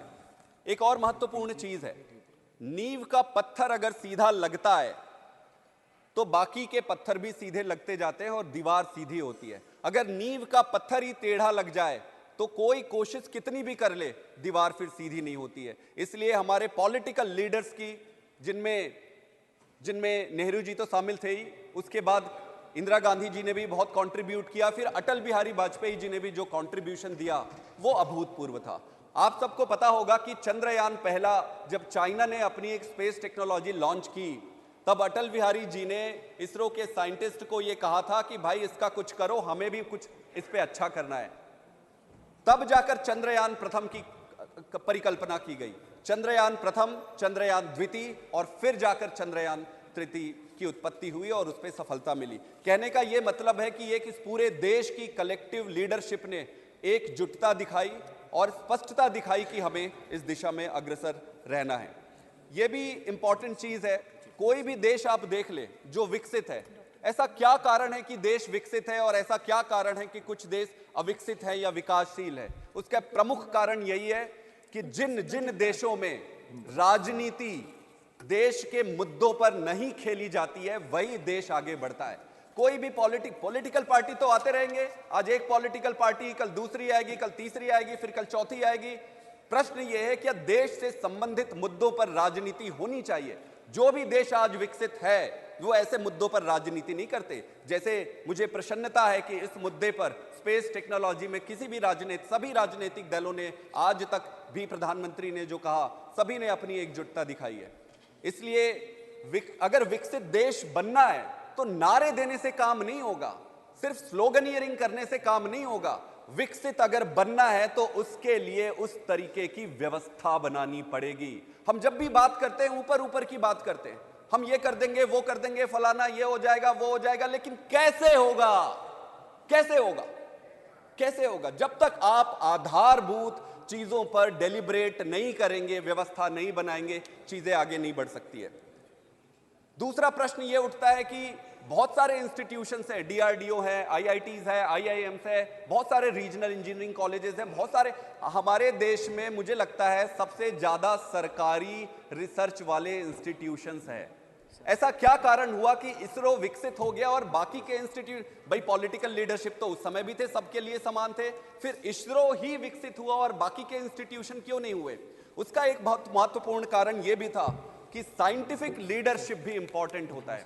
इसरो के लिए, इसरो को जो लीडर मिले विक्रम साराभाई के रूप में और होमी भाभा के रूप में, उनके साइंटिफिक लीडरशिप ने भी जो नींव का पत्थर रखा, उसके कारण इसरो आज यहां तक पहुंची। आप एक चीज और देखिए, वर्क कल्चर किसी भी इंस्टीट्यूशन के लिए सबसे महत्वपूर्ण होता है। अगर उस इंस्टीट्यूशन का वर्क कल्चर सही है तभी इंस्टीट्यूशन आगे बढ़ेगा। अगर वर्क कल्चर खराब हो गया तो चाहे आप चले जाओ, मैं चले जाऊं, दुनिया का कोई भी व्यक्ति चला जाए, ना उसको इधर कर सकता है ना उसको उधर कर सकता है। वर्क कल्चर को ठीक करना पड़ेगा। तो वर्क कल्चर में ऐसा क्या हुआ इसरो में? इसरो में जहां तक मेरी थोड़ी समझ है, मेरे कई सारे मित्र भी वहां पे काम करते हैं, वहां पर डिलीवरी बेस्ड टारगेट्स होते हैं, डिलीवरी बेस्ड टारगेट होते हैं। वहां पर मेरिटोक्रेसी पे सबसे ज्यादा ध्यान दिया गया है। भाई आप साइंटिस्टों की जब भर्ती करते हो, साइंटिस्टों को लेते हो, तो जिस तरीके से आप उनकी भर्ती करते हो, जो मानसिकता है वो आधार बनाती है। तो इसरो की जो वर्क कल्चर है वो बहुत सर्वोत्तम है हमारे देश में। अब प्रश्न ये उठता है, ये तो जान गए कि इसरो का ठीक है, लेकिन क्या उस वर्क कल्चर को दूसरी संस्थाओं में लाने का हमने प्रयास किया है? क्या हमने कभी ऐसी कमेटी बनाई है कि हम बाकी के दूसरी जो सरकारी संस्थाएं हैं वो क्यों फेल हो रही है? मैं फेल हो रही है नहीं कहना चाहूंगा, लेकिन अगर आप उम्मीद से कम परफॉर्म करते हो तो हमें उसको फेल मानना पड़ेगा। क्या आपने ये सोचा है कि हमारे देश में कितने सरकारी रिसर्च के इंस्टीट्यूशन है, उसको कितनी फंडिंग जाती है और फंडिंग के हिसाब से कितने साइंटिस्ट है, क्या आउटपुट है? बहुत सारे ऐसे इंस्टीट्यूशन है जहां पे आउटपुट बिल्कुल जीरो है, फिर भी वो चले जा रहा है। सरकारी, हमारे गांव में ये कहा जाता है कि सरकारी नौकरी बहुत अच्छी होती है। आप पूछोगे कि भाई सरकारी नौकरी में क्या है, तो वो कहते जी वहां काम करना नहीं पड़ता है। मैं गलत कह रहा हूं, हो सकता है मैं कई लोगों से, आप मेरे से असहमत हो, लेकिन सरकारी संस्थाओं की यह परिस्थिति हो गई है कि उसको अब ऐसा जगह माना जाता है कि वहां पे काम करना नहीं पड़ेगा। अगर सारे इंस्टीट्यूशन के वर्क कल्चर को ठीक नहीं किया गया समय रहते, तो यह मानना कि भारत विकसित होगा वो एक दिवा स्वप्न होगी। और सिर्फ भाषण से, सिर्फ किसी के भी, मेरे से भी, मैं राजनीतिक दलगत में उतरकर इस इतने महत्वपूर्ण मुद्दे को विशिएट नहीं करना चाहता हूं। आप वर्क कल्चर को ठीक करना पड़ेगा और इसके लिए सबको मिलकर काम करना पड़ेगा। मैं आईआईटी में, कैम्ब्रिज, ऑक्सफोर्ड, एमआईटी में पढ़ने के बाद मैं आईआईटी में प्रोफेसर था, मैं भी साइंटिस्ट था। साइंटिफिक जो फंडिंग है वो धीरे धीरे कम होती जा रही है। मैं मान सकता हूं कई सारी परिस्थितियां होंगी अलग अलग, वही तो लीडरशिप का परिचायक होता है। जब आपको कष्ट होता है, जब आपके पास कम पैसे होते हैं, तो कम पैसों में आप किसको कितना फंड करते हो और आपकी प्रायोरिटी क्या है, वही दर्शाता है कि लीडरशिप क्या है। जब आपके पास पूरे पैसे हैं, पर्याप्त पैसे हैं, तो सबको बराबर बांटना ये कोई बड़ी बात नहीं है। प्रश्न यही उठता है कि हम साइंटिफिक फंडिंग्स को धीरे धीरे धीरे धीरे क्यों काटते जा रहे हैं। हमें बैठना पड़ेगा, हमें सोचना पड़ेगा और इसको दलगत राजनीति से ऊपर उठाना पड़ेगा कि कोई भी सरकार आए, कोई भी पार्टी आए, इन सब पर राजनीति बिल्कुल नहीं होनी चाहिए। सबसे महत्वपूर्ण प्रश्न है कि हम बार बार ये कहते हैं कि ब्रेन ड्रेन हो रहा है, ब्रेन ड्रेन हो रहा है। मैं भी था विदेशों में 9.5 साल, 10 साल तक मैं बाहर था। मेरे मस्तिष्क में ये क्लियर था कि मुझे भारत में आना है और जो मर्जी हो जाए मैं अपने देश के लिए काम करूंगा। लेकिन मेरे से भी अच्छे अच्छे साइंटिस्ट हैं जो मेरे से भी ज्यादा अच्छा कर सकते हैं, वो विदेशों में रुके। उनमें से कई वापस आए, कई वापस आके चले गए। चेयरमैन सर वापस आके चले गए। मैं आपको एक उदाहरण देता हूं। जब आप विदेश से अच्छी पढ़ाई करके साइंटिस्ट बन के यहां आते हो, साइंटिस्ट बनने के बाद आप क्या चाहोगे? भाई उसे लेबोरेटरी चाहिए। बिना लेबोरेटरी के साइंटिस्ट वैसे ही होता है जैसे बिना पानी के मछली और बिना भाषण का नेता।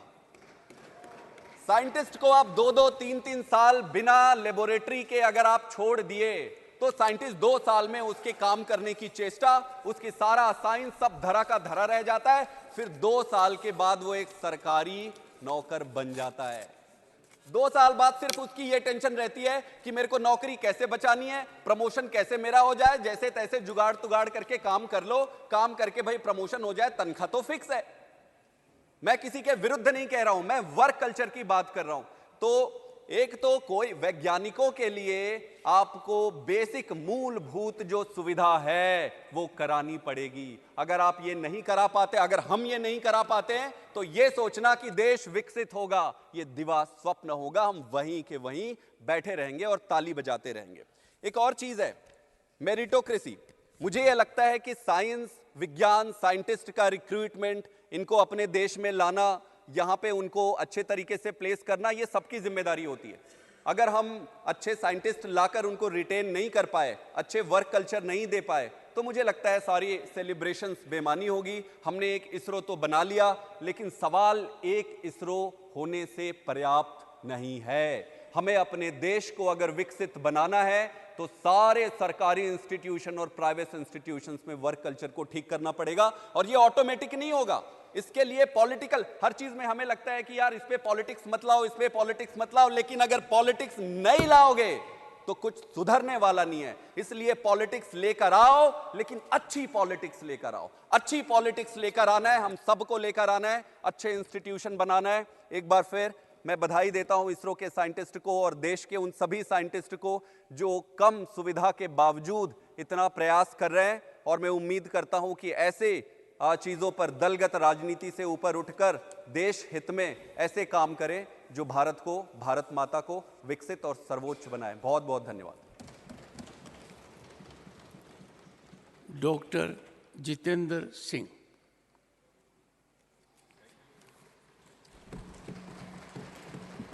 Thank you, Chairman, sir, for giving me this opportunity. I have been keenly listening to all these speakers, Mr. Jairam Ramesh, Mr. Prasad, Mr. Sandeep Pathak,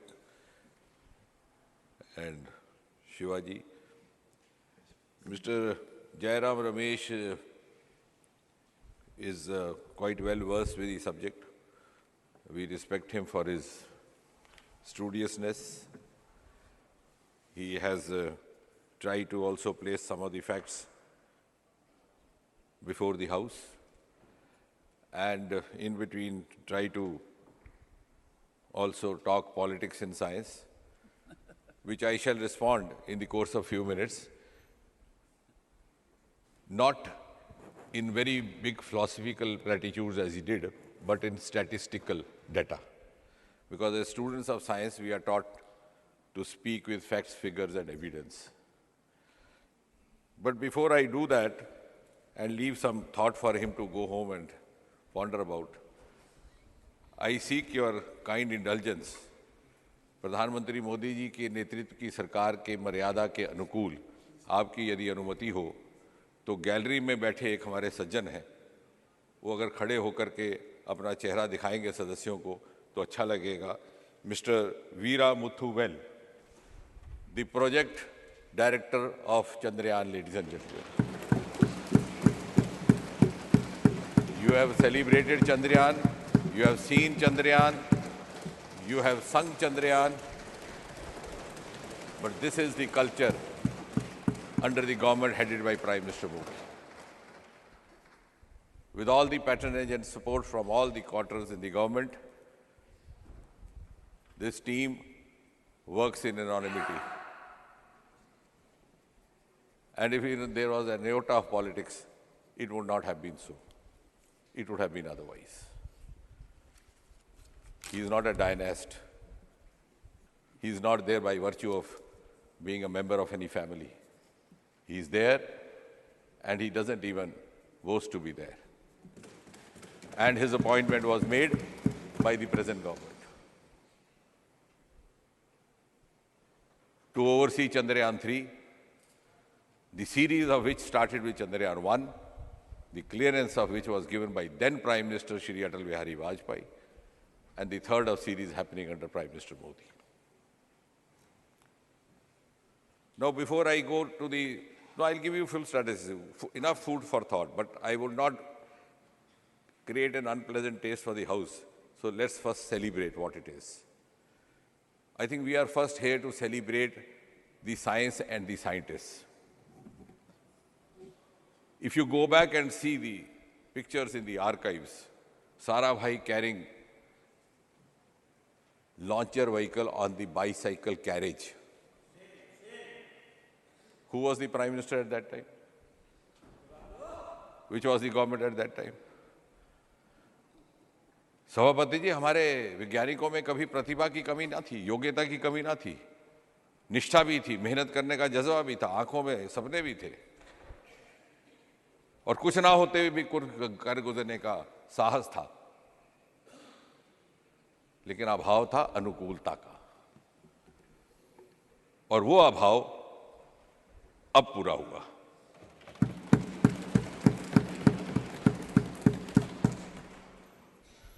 ये ठीक कहा गया. अब ये जो आंकड़े बताए गए, this is part of the history. I don't think we have to repeat it. Everybody is familiar. You don't even need a crorepati question for this. Everybody knows it started in 1962. It began in 1969. You had the ISRO. All that has been given. What is important is that when we started our program in the early and mid-60s, on the one hand, you had Sarabhai, devoid of transport, and on the other hand, you had Soviet Union and United States preparing to land a human being on the surface of moon. So that was the gap, that was the difference, and the distance between the two. And still, this group of young scientists had that courage. Now, what has happened which has led to this quantum leap? Something might have happened. कोई जादू की छड़ी आ गई. अभी हमारे मित्र कह रहे थे कि वैज्ञानिकों को पैसा नहीं दिया जाता, प्रोत्साहन नहीं दिया जाता. उसकी भी मैं बात करूंगा एक एक करके. शायद कुछ एक हाल ही के दस्तावेजों से वो परिचित नहीं है. कुछ तो ऐसा हुआ होगा that we started meeting success now and not then? 3 generations later. इन्होंने कहा कि this is not a military program. ठीक कहा जयराम जी ने, and he complimented for not making it a military program. The question then is, if it was not a military program, then why were the civilians debarred from entering into the premises of Sriharikota and this? You had regimented it. It is for the first time that the gates of Sriharikota have been unlocked in 2020. Who was the Prime Minister at that time? I am not going to say. Because this debate is not around Prime Ministers. Unfortunately, it has been sought to be. No, you made it. You made it a Nehruvian debate. I don't want to go into Nehruvian blunders.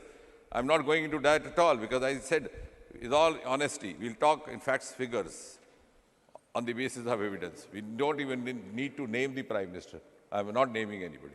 But this happened only in 2020. At the time of launching of Chandrayaan, Chairman Sir, there were 1,000 media persons right at the site, watching it with their naked eye. Somebody tweeted from that side, I don't know whether it was Jairam ji himself, कि what is the difference, क्या बड़ा हो गया? I was that time at that side.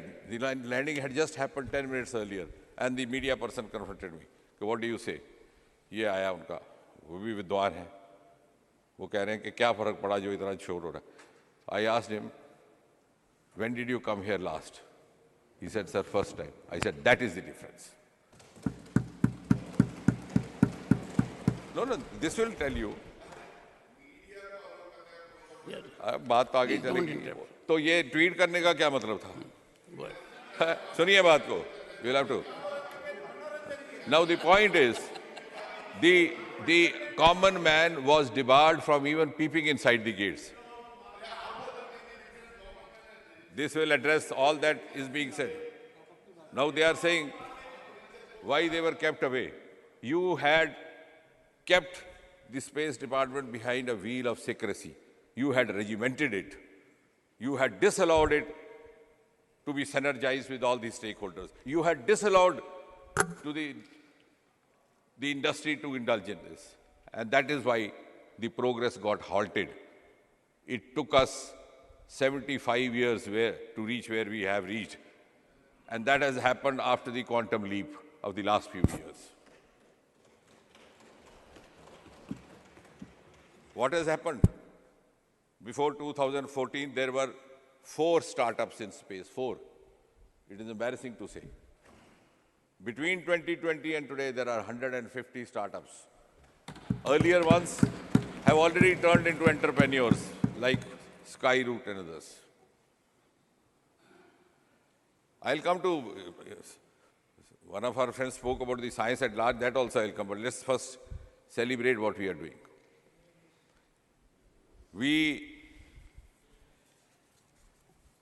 Then it was said,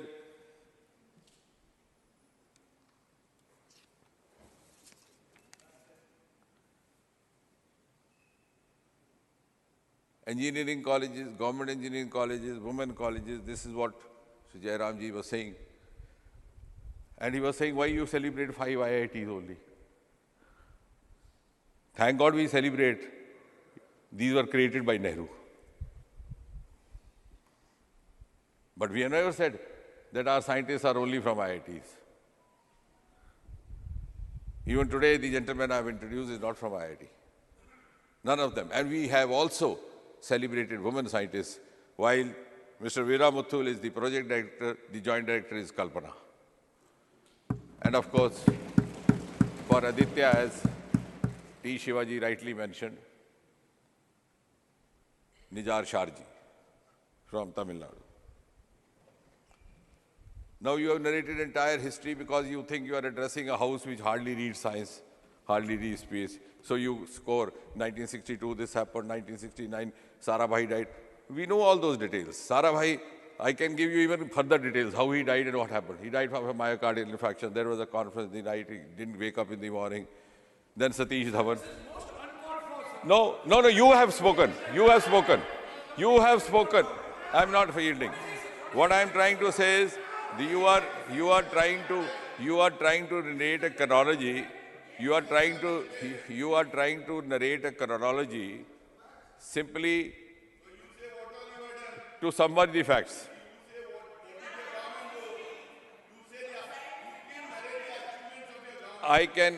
I'm coming to that. Never from the seat like this. I didn't interrupt. Please, no. I don't give you floor. No, I'm not yielding and I didn't Please interrupt. take your seat. Please continue. No. Don't come in defense of Jairam.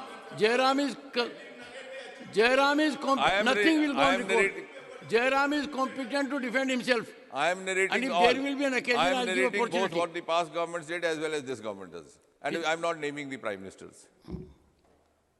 Everybody knows Sarabhai passed away unfortunately at the prime of his life. Satish Dhawan stepped in, and of course he had to, for legacy reasons, the headquarter continues to be in Bangalore. Now who knows Satish Dhawan more? Incidentally, he belonged to Jammu and Kashmir, which many of the friends here may not be aware. Nevertheless, that is besides the point. What I'm trying to say is, need not share these facts just to impose ourselves. Let's actually talk about the facts and figures. Now, when you say what is new, and as it was tweeted, the new is the budget itself. I'm going to come to the funding as a whole, but if you see only the government budget, if you see the space budget alone, there is a 142% increase in the last 9 years. The budget of Department of Space in 2013-14 was 5,168 crore and 96 lakh. You can check, verify. The budget in 2023-24 for Department of Space is 12 crore, 5,043 crore, 91 lakh, nearly 13,000 crore, almost 3 times increase. Now, for the friends who were generalizing, saying what is the science budget, I can give you individually. Overall, if you see all the science departments, the total budget in 2013-14 was 21,025 crore. This year, it is 57,303 crore and 69 lakh. I'm not going to the other departments of science because, for example, even in atomic energy, somebody was referring to atomic energy. It was 7,561 crore in 2013-14, and it is now up 3 times, 25,078 crore. 49.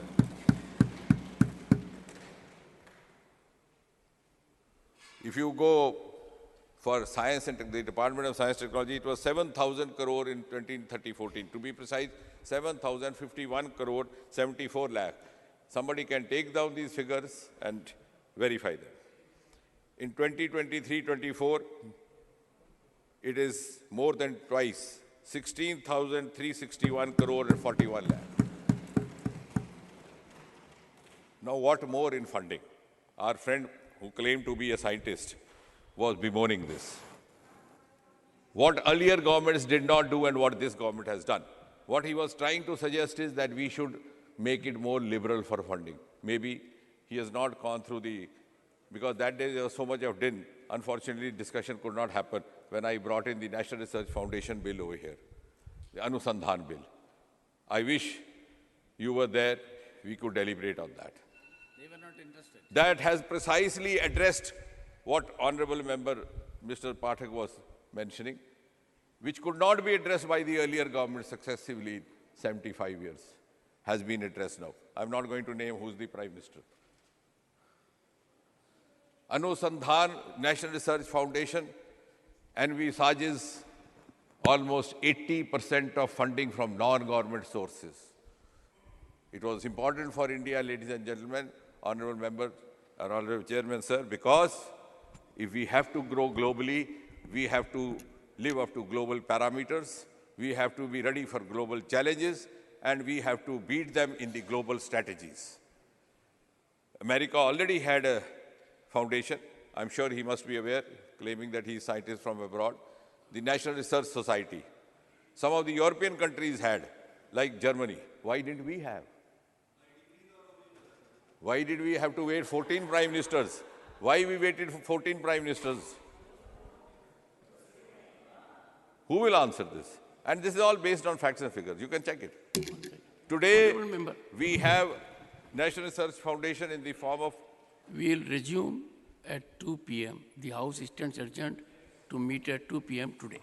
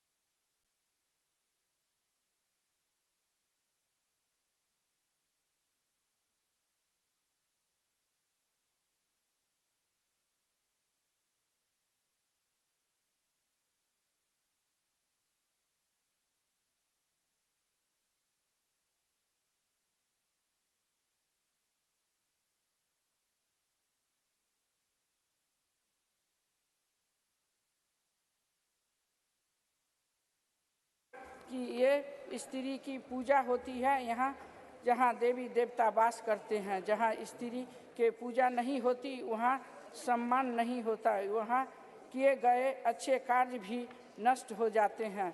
महोदय, ये हमारी भारतीय संस्कृति रही है और सरकार के इस बिल के माध्यम से साबित कर दिया है कि संविधान में सम्मान लिंग भेद से वंचित नहीं किया जा सकता है।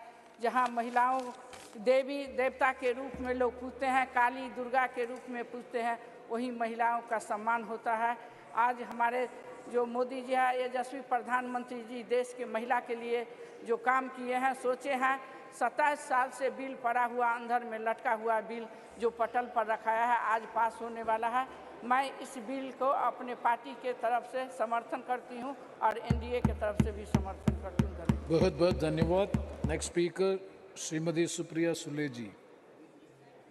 Giving me the opportunity to speak.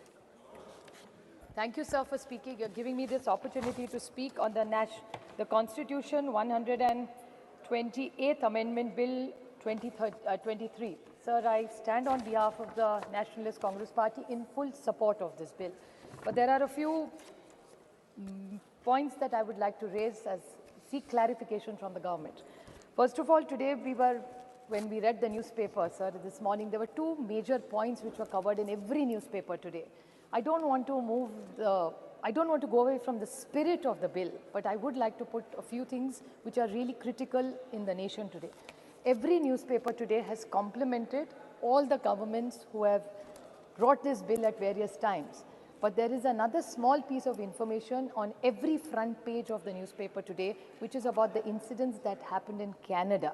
So I think since this is a special session and it's only for 5 days, I request the government to debate a few topics which are equally relevant as today's. One is the Canadian issue. Yes. The second is Maharashtra today, the state which I come from, sir.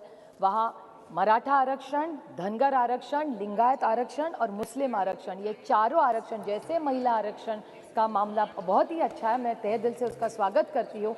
उसी तरह Supriya, come to the bill, please. Yeah, I'm just making up. This is just an introduction about आरक्षण. I'm not asking for this आरक्षण. I'm only saying कि मराठा, धनगर, लिंगायत और मुस्लिम आरक्षण का भी हमारे यहाँ बहुत बड़ा चल रहा है आज. तो उसके लिए भी अगर the government is open, we are very happy to debate it. The other problem is even about onions, inflation, drought, बहुत सारे important issues हैं. तो अगले 2 दिन में अगर ये ले ले तो हम सब सरकार का साथ देंगे. Sir, the Honorable Amit Shah ji, when he corrected one of his speakers, he was very graceful and he said, why can't men? भाई भी कर सकता है. जी सही बात है, हर घर में ऐसे भाई नहीं होते जो बहन का सब अच्छा कल्याण देखते हैं. But that is very kind of him to say that. हर की तकदीर इतनी अच्छी नहीं होती. But फिर भी, the men, I never say, I always say there are 2 wheels for a cycle to work. So men are equally important. And I would like to about the men which has influenced our lives as women. It was B.R. Ambedkar who gave us a right to vote. It was Mahatma Phule, he made sure gave us education, and a woman like me stands here educated and qualified because of what he contributed. And the women policy which was first, I say that with extreme pride in my heart, that the women policy which was started by initiated in the Congress under the leadership of Shri Rajiv Gandhi. I was fortunate enough to say it's my father Sharad Pawar who in Maharashtra was the first state to implement Panchayat Raj 33% reservation. And it's about the girl child. I mean, Sunita Dugalji was talking about the issues that women have. Fortunately, I was born in a very liberal home.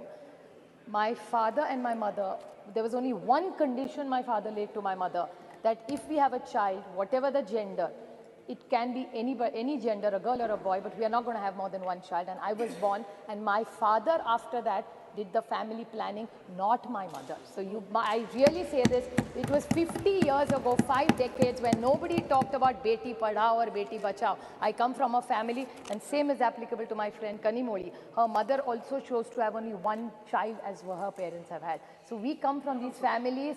You also, Raja ji also has only one child, one daughter. So we are very lucky about, you also have one daughter. This is a great house where we are blessed that in decades we are genuinely liberal. We are not looking for one. There are many families which come from this kind of liberal modern thinking where we are not trapped into genders.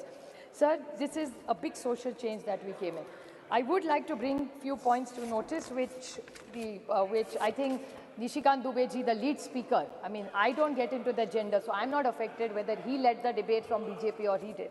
But I want to ask some clarifications to BJP. I felt, these were my emotions, that BJP was taking anticipatory bail by making him lead from the front this time in the debate. The reason of the anticipatory bail was he was asking us all the questions which we have raised or which have come in newspapers or what people have said yesterday. He yesterday said, he said that, oh, ये तो ST, SC, OBC का अभी मांग करेंगे. क्यों नहीं मांग करेंगे? सरकार से हम लोग opposition मांग नहीं करेगी तो कौन करेगा? And why not? This is a great golden opportunity on 303. दे दीजिए. Nothing wrong. So why is it that we are only asking for something? बड़ा दिल करके आप ST, SC, OBC, let's make a constitutional amendment. It's a special session. Let's send a message to this nation that we are committed to ST, SC and OBC. What is wrong with that? And if they have a different view, BJP must clarify that stand. Another point, sir, which is very concerning with what he said was, he said that Geeta Mukherjee, Sushma Swaraj. He's absolutely right. I have high regard for Sushma ji in my heart. But what he mentioned, another person was Brinda Karaji. आपको याद होगा 2010 में Brinda Karaji also contributed substantially. There are a lot of women who did exceptionally well for bringing in this bill. No, I am not yielding. Please, please. The whole history is that Pramila Dandavate from Maharashtra, Rajya से मैं आती हूँ, Pramila Dandavate in 1996 got the first private members bill, and women like Mrunal Gore, Ahilya Rangnekar, Geeta Mukherjee, Margaret Alva. I was fortunate enough that Nitish Kumar ji, Girja Vyas, Sharad Pawar, Sushma Swaraj, Mamta Banerjee, Meera Kumar, Uma Bharti ji were all the people who were in those bills who contributed to making sure this bill came into light, sir. I have a few questions Supriya to ask. Sule ji. Just 2 questions I have to ask. Yes, Very short, sir. I will ask the government. So I'm concluding, sir. Just started. Yeah, and that too is our bill. Please don't sir, make such I have a comments. question to ask him, Nishikant ji, for one more. He said that we are on a side, India is on a side of people who ran women down and spoke derogatorily. I would like to ask the BJP, and this is my own case. This is not somebody else's case I'm fighting for. The BJP had a head who was the head of the BJP in Maharashtra. He told me personally on record on television that Supriya Sule, ghar jao, khana banao, desh koi aur chala lega, hum log chalange. This is what the BJP's mindset is. Another minister in their cabinet has used a derogatory word against me. So BJP जवाब दो, जब हमारा कुछ कह रहा है तो India खराब है. आपके मंत्री पर्सनल कमेंट्स करते हैं personally on elected women member. I didn't even react. It was not even worth reacting. So I did not say or raise it. But since he brought it up, I just wanted to square it. कि आप करें तो ठीक और हम करें तो गलती. That way, the rule has to be the same for everybody. Another question I want to ask, just out of curiosity, I appreciate their entire speech and the questions. Unless we have delimitation and census, we are not going to get it, is what I've understood from them. Yes. So then what is this special session? तो अभी नहीं करते तो दिसंबर में कर लेते. We could have had other discussions. There's drought in this country. Why this special session cannot discuss drought?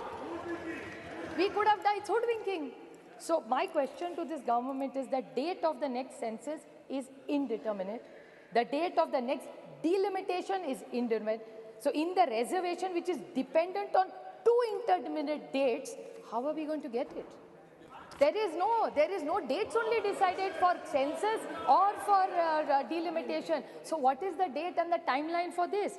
So I can't understand what this is. I'd like to quote the Mahatma Gandhi in this. When the Cripps mission, sir, if you remember, you're such a learned member, he had mentioned when the Cripps mission had happened that post-dated check drawn from a crashing bank. That's what I felt when I saw this. Thank you. This is a post-dated check given by them. Thank you very much. And Megwal ji made last 2 comments. Very short points, very short points, sir. That the Megwal ji said that Lok Sabha mein aayega, Rajya Sabha mein nahi aayega. Lekin he said states mein aayega, MLC. That's 303. They're 303 here and they're 200 in my state. Jod tod ke har rajya mein unki sarkar hai ab. So why don't they do that? If we failed, I accept we failed. So then what is the difference between you and us then? So if they want to be the change, what they say, so they should apply it in Rajya Sabha. We will support it. I'm sure the entire India, Thank you. we will support it. Sir, the only last very short point, I would like to quote the Jawaharlal Nehru Pandit ji, the first Prime Minister. You can tell the condition of the nation by looking at the status of the women in the state, sir. So even today, the record of Maharashtra, and my friend Kakuli Ghosh talked about the state and the crime against women. I very humbly would like to tell them that what you're giving in decision making as power, we welcome it wholeheartedly, but this house in one voice must say that crime against women has to stop, and together today's Maharashtra data says, and they have a home minister there in Maharashtra where it has gone up exponentially high. So the way we are looking at decision making and power to women, we must even talk about crime against women, and the whole of parliament must condemn it and make sure it comes down to zero. I wholeheartedly congratulate the government for bringing this government, and I support it. Thank you, sir. धन्यवाद सभापति महोदय कि आपने मुझे एक अवसर दिया इस विधेयक पे बोलने के लिए। नारी शक्ति वंदन विधेयक, समाजवादी पार्टी की हमेशा से यह मांग रही है कि पिछड़ा वर्ग महिला तथा अल्पसंख्यक महिला को भी इसमें सम्मिलित किया जाए, इसमें उनको आरक्षण दिया जाए। सर, लोकसभा और विधानसभा में तो यह बिल लागू होगा, लेकिन हम ये पूछना चाहते हैं कि ये राज्यसभा और विधान परिषद में भी लागू होगा कि नहीं लागू होगा। 13 साल से ये बिल अटका हुआ था सर, और लगभग 1 दशक पूरा होने जा रहा है भाजपा की सरकार को, और इस 1 दशक में जब लगभग पूरा होने जा रहा है तब इस सरकार को महिलाओं की याद आई है। तो आखिर क्यों, जब यह 10 वर्ष पूरे होने जा रहे हैं सरकार को, तो महिलाओं की याद आई है अब?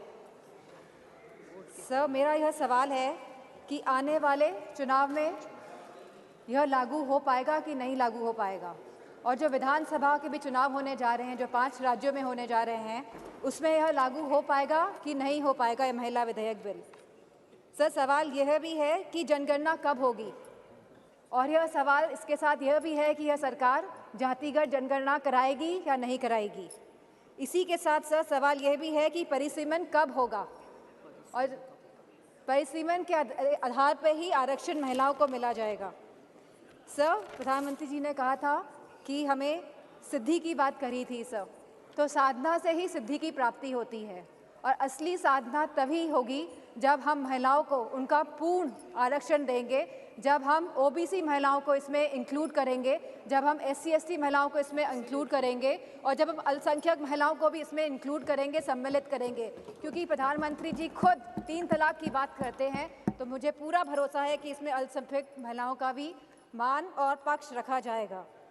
सर, जहां हम बात कर रहे हैं आज महिला विधेयक बिल की, तो without revolution evolution is not possible, and for evolution to take place in our country, it is very important that the OBC women get their reservation, that the SC/ST women get their reservation, and that the minorities women also get these reservations, sir.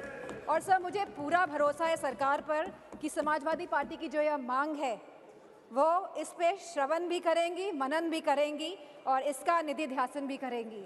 Sir, मुझे पूरी उम्मीद है कि हमारी पिछड़ा वर्ग महिलाओं जो बहुत पिछड़ी हैं, जिनकी आप समझ नहीं सकते कितनी वो पिछड़ेपन से गुजर रही हैं, जैसे निशिकांत दुबे जी ने कहा था वो महिलाओं का दर्द समझते हैं, तो उनको पिछड़ी महिलाओं का भी दर्द समझना होगा। सर, और मेरा अनुरोध है सर कि आप हमारे मोस्ट ऑनरेबल मेंबर को ये कहिए कि वह किसी भी सदस्य का नाम जो सदन में मौजूद नहीं है वो ना लें, और आने वाली कार्यवाहियों में भी ना लें। सर, इन्हीं शब्दों के साथ सर समाजवादी पार्टी की मांग को मैं दोहराते हुए कि पिछड़ा वर्ग की महिलाएं, अल्पसंख्यक महिलाएं और SC/ST महिलाओं को भी आरक्षण मिलना चाहिए। मैं अपनी बात को समाप्त करती हूँ। धन्यवाद, बहुत बहुत धन्यवाद। श्रीमती जनकौ मीना जी,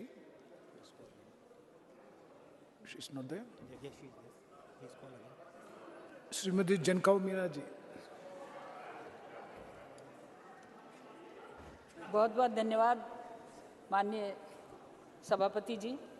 आज मैं अति महत्वपूर्ण बिल जो नई संसद में पहला बिल पेश हुआ, महिला शक्ति वंदन अधिनियम 2023, हृदय से पूरे देश की माता बहनों और नारी शक्ति की तरफ से मैं धन्यवाद देती हूँ और वंदन करती हूँ कि बाबा साहब अम्बेडकर के सपने को साकार करने के लिए आज ये भावना हमारे यशस्वी प्रधानमंत्री नरेंद्र मोदी जी के हृदय में उत्पन्न हुई, और उन्होंने उनके द्वारा निरंतर प्रगति के पथ पर चलने का जो प्रयास उनका है उसमें एक मील का पत्थर साबित होगा। जिस तरह से बाबा साहब चाहते थे कि मिटे विषम समरसता लय हो, अरमानों के नए क्षितिज पर नए मनुष्य का नया उदय हो, इस भाव को लेते हुए इस विषमता की खाई को पाटने के लिए कि जब एक तरफ कहते हैं कि स्त्री और पुरुष एक रथ के 2 पहिए हैं और ये सक्षम पहिए एक दूसरे को साथ देते हुए आगे बढ़ते हैं, इसी गति को ध्यान में रखते हुए मैं याद करना चाहूँगी माननीय सुषमा स्वराज जी जो अब नहीं हैं, जिन्होंने 2000 में इस बिल को जब पेश किया, मैं साक्षी थी उस समय। जो अभी मेरे से पहले पूर्व वक्ता बोलकर गई हैं, उनकी पार्टी ने हाथ से लेकर उन पत्रक को फाड़ दिया था, बिल को फाड़ दिया था। इसके अतिरिक्त कई भाई बहन ऐसे हैं जिन्होंने अपने वक्तव्य में इस बात को दोहराया, लेकिन माननीय सभापति जी, मैं आपके माध्यम से कुछ बात कहना चाहूँगी कि जिस तरह से भाई निशिकांत जी जब बोल रहे थे तो उस समय एक प्रश्न उठाया कि महिला क्यों नहीं बोल रही। मैं ये कहूँ कि जब रथ का पहिया, दोनों पहिए बराबर हैं, दोनों की सक्षमता से रथ चलेगा, और इस भाव को मद्देनजर रखते हुए यशस्वी प्रधानमंत्री जी ने ये कल्पना साकार की, और उस साकार करने के साथ मैं याद दिलाना चाहूँगी उनको कि भाई की कलाई पे जब राखी बांधी जाती है तो केवल वो राखी स्वयं की रक्षा की नहीं, बल्कि वो संपूर्ण समाज की रक्षा और अपने भाई की दीर्घायु और स्वास्थ्य की कामना करती हैं। मैं ये कहना चाहूँगी कि नारी की सक्षमता पर हमें प्रश्न चिन्ह नहीं लगाना। नारी सक्षम है, इसके अनेक उदाहरण आज हमारी वर्तमान लोकसभा में, चाहे रक्षा मंत्रालय संभालना हो, चाहे वित्त मंत्रालय संभालना हो, चाहे हमारा स्वास्थ्य मंत्रालय और शिक्षा मंत्रालय संभालना हो, सक्षम नारियां, सक्षम महिलाएं, सक्षम हमारी मंत्री बहनें इस काम को संभाल रही हैं। इसलिए कोई ये सोचे कि हमारी नारी सक्षम नहीं, वो सक्षम है, स्वस्थ है, सार्थक है, उन्नतिशील है और भारतीय संस्कृति में पली बड़ी है। भारतीय संस्कृति में पली बड़ी नारी भारत के वर्चस्व को और भारत की परंपराओं को समझती है। मैं ये कहना चाहूँगी कि इस बिल में जिस तरह से ये सभी जो ये तीनों जगह, लोकसभा, राज्य विधानसभा, दिल्ली विधानसभा के कुछ स्थानों के यथासाक्य 1/3 बहनों को आरक्षण देने का जो प्रावधान इस बिल में किया गया है वो वाकई में प्रशंसनीय है। लेकिन इसके साथ साथ मेरा ये भी निवेदन होगा कि अनुसूचित जाति और अनुसूचित जनजाति को संविधान ने जो सुरक्षा दी है वो सुरक्षा व दस्तूर बनी रहे।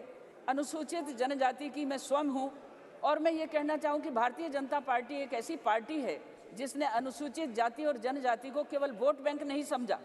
जब 13वीं लोकसभा में माननीय अटल बिहारी वाजपेयी जी ने मंत्रालय का दायित्व भी मुझे दिया, उस समय भी मुझे ये अनुभव था कि भारतीय जनता पार्टी महिलाओं की सर्वोच्च उन्नति और सम्मान के प्रति काफ़ी चिंतित है।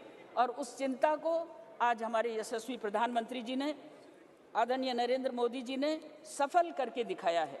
अभी पश्चिम बंगाल से बहन बोल रही थी और वो बोल रही थी, लेकिन उसको ये नहीं पता कि आपके राज्य ने हमारी स्वास्थ्य बीमा योजना को लागू ही नहीं किया, दिल्ली ने लागू ही नहीं किया, उड़ीसा ने लागू ही नहीं किया, और भारत सरकार की महिला समृद्धि योजनाओं को लागू करने में इतने वो पीछे क्यों हैं। यदि वो महिलाओं की प्रगति को देखना चाहते हैं तो उस प्रगति में महिलाओं से संबंधित भारत सरकार की योजनाओं को अक्सर से लागू करना चाहिए था। मैं एक बात और आपके माध्यम से ध्यान में लाना चाहूँगी कि 70-75 वर्ष में 65 साल जिस पार्टी ने राज किया, उस पार्टी ने ये नहीं सोचा कि महिलाओं की प्रगति, महिलाओं का सम्मान, महिलाओं की उन्नति के लिए कोई कल्पना करे।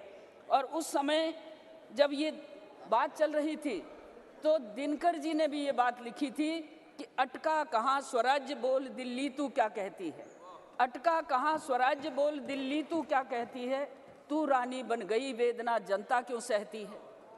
और यही नहीं, सबके भाग्य दबा रखे हैं किसने अपने कर में, सबके भाग्य दबा रखे हैं किसने अपने कर में, उतरी थी जो विवाह बंधनी हुई बता किस घर में। एक ही घर में वो विवाह बंधनी हो गई और विवाह बंधनी होने से, वो आभा बंधनी होने से भारत का समुचित विकास, भारत की नारी शक्ति की उपेक्षा जिस तरह से की गई और जिस तरह से उसे कमजोर समझा। धन्यवाद। लेकिन गीतों में भी गाया है कि कोमल है कमजोर नहीं, कोमल है कमजोर नहीं, वो सत्य का नाम ही नारी है। जग को जीवन देने वाली, जग को जीवन देने वाली मौत भी उससे हारी है।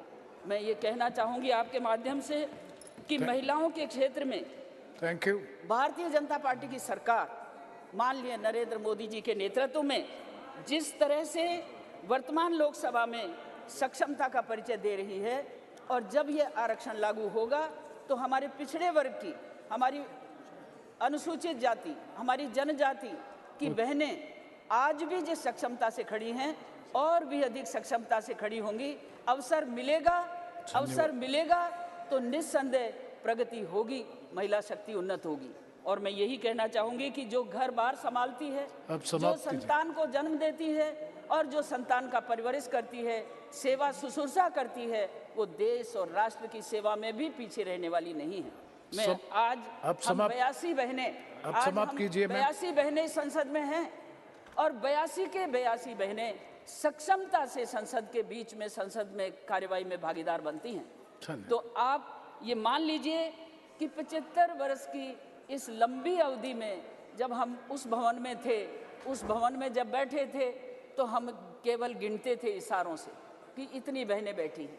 और जब अब नई संसद में ये उद्घोष हो चुका है और ये आज इस बिल पर चर्चा हो रही है, तो मुझे लगता है कि संवैधानिक प्रक्रिया को पूरा करते हुए, संवैधानिक व्यवस्थाओं को पूरा करते हुए जब ये कानून लागू होगा, तो आज इस संसद के अंदर 181 बहनें बैठेंगी, 181।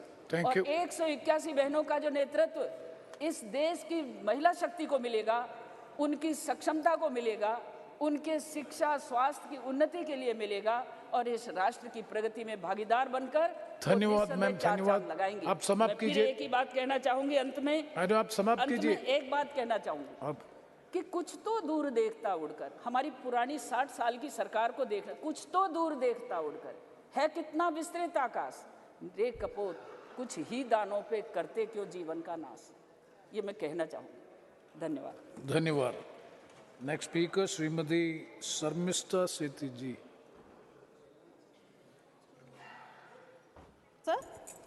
Sir, it is not that every day that we create history. This is indeed a historic moment that in the new parliament building, the first legislation that has come before the House is much awaited Women Reservation Bill.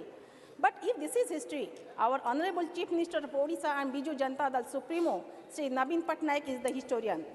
The bill has seen the light of day only after the initiative of Sri Naveen Patnaik ji. Our Honorable Chief Minister has always wanted and worked for women reservations. In November 2018, Honorable Chief Minister of Odisha Assembly has adopted a resolution proposing 33% of reservation for women in Parliament and in the assemblies. Pursuing further, in the same year, he had written to 22 chief ministers for their support on this issue. Then he had also written to Honorable Prime Minister on this issue. He strongly believes that our society and our country will move forward with much greater momentum only if half of our population, our mothers and daughters, have a role in the highest decision-making bodies.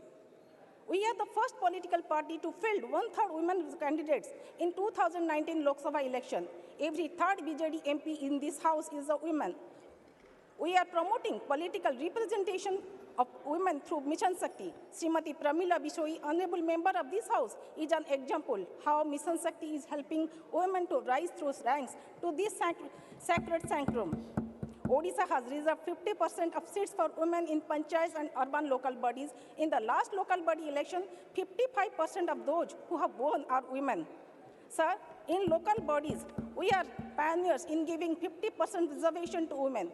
From Malkangiri to Sundargarh and from Baripada to Puri, you will see the thousands and thousands of women leaders at the local level, leading women empowerment politically, economically, and socially.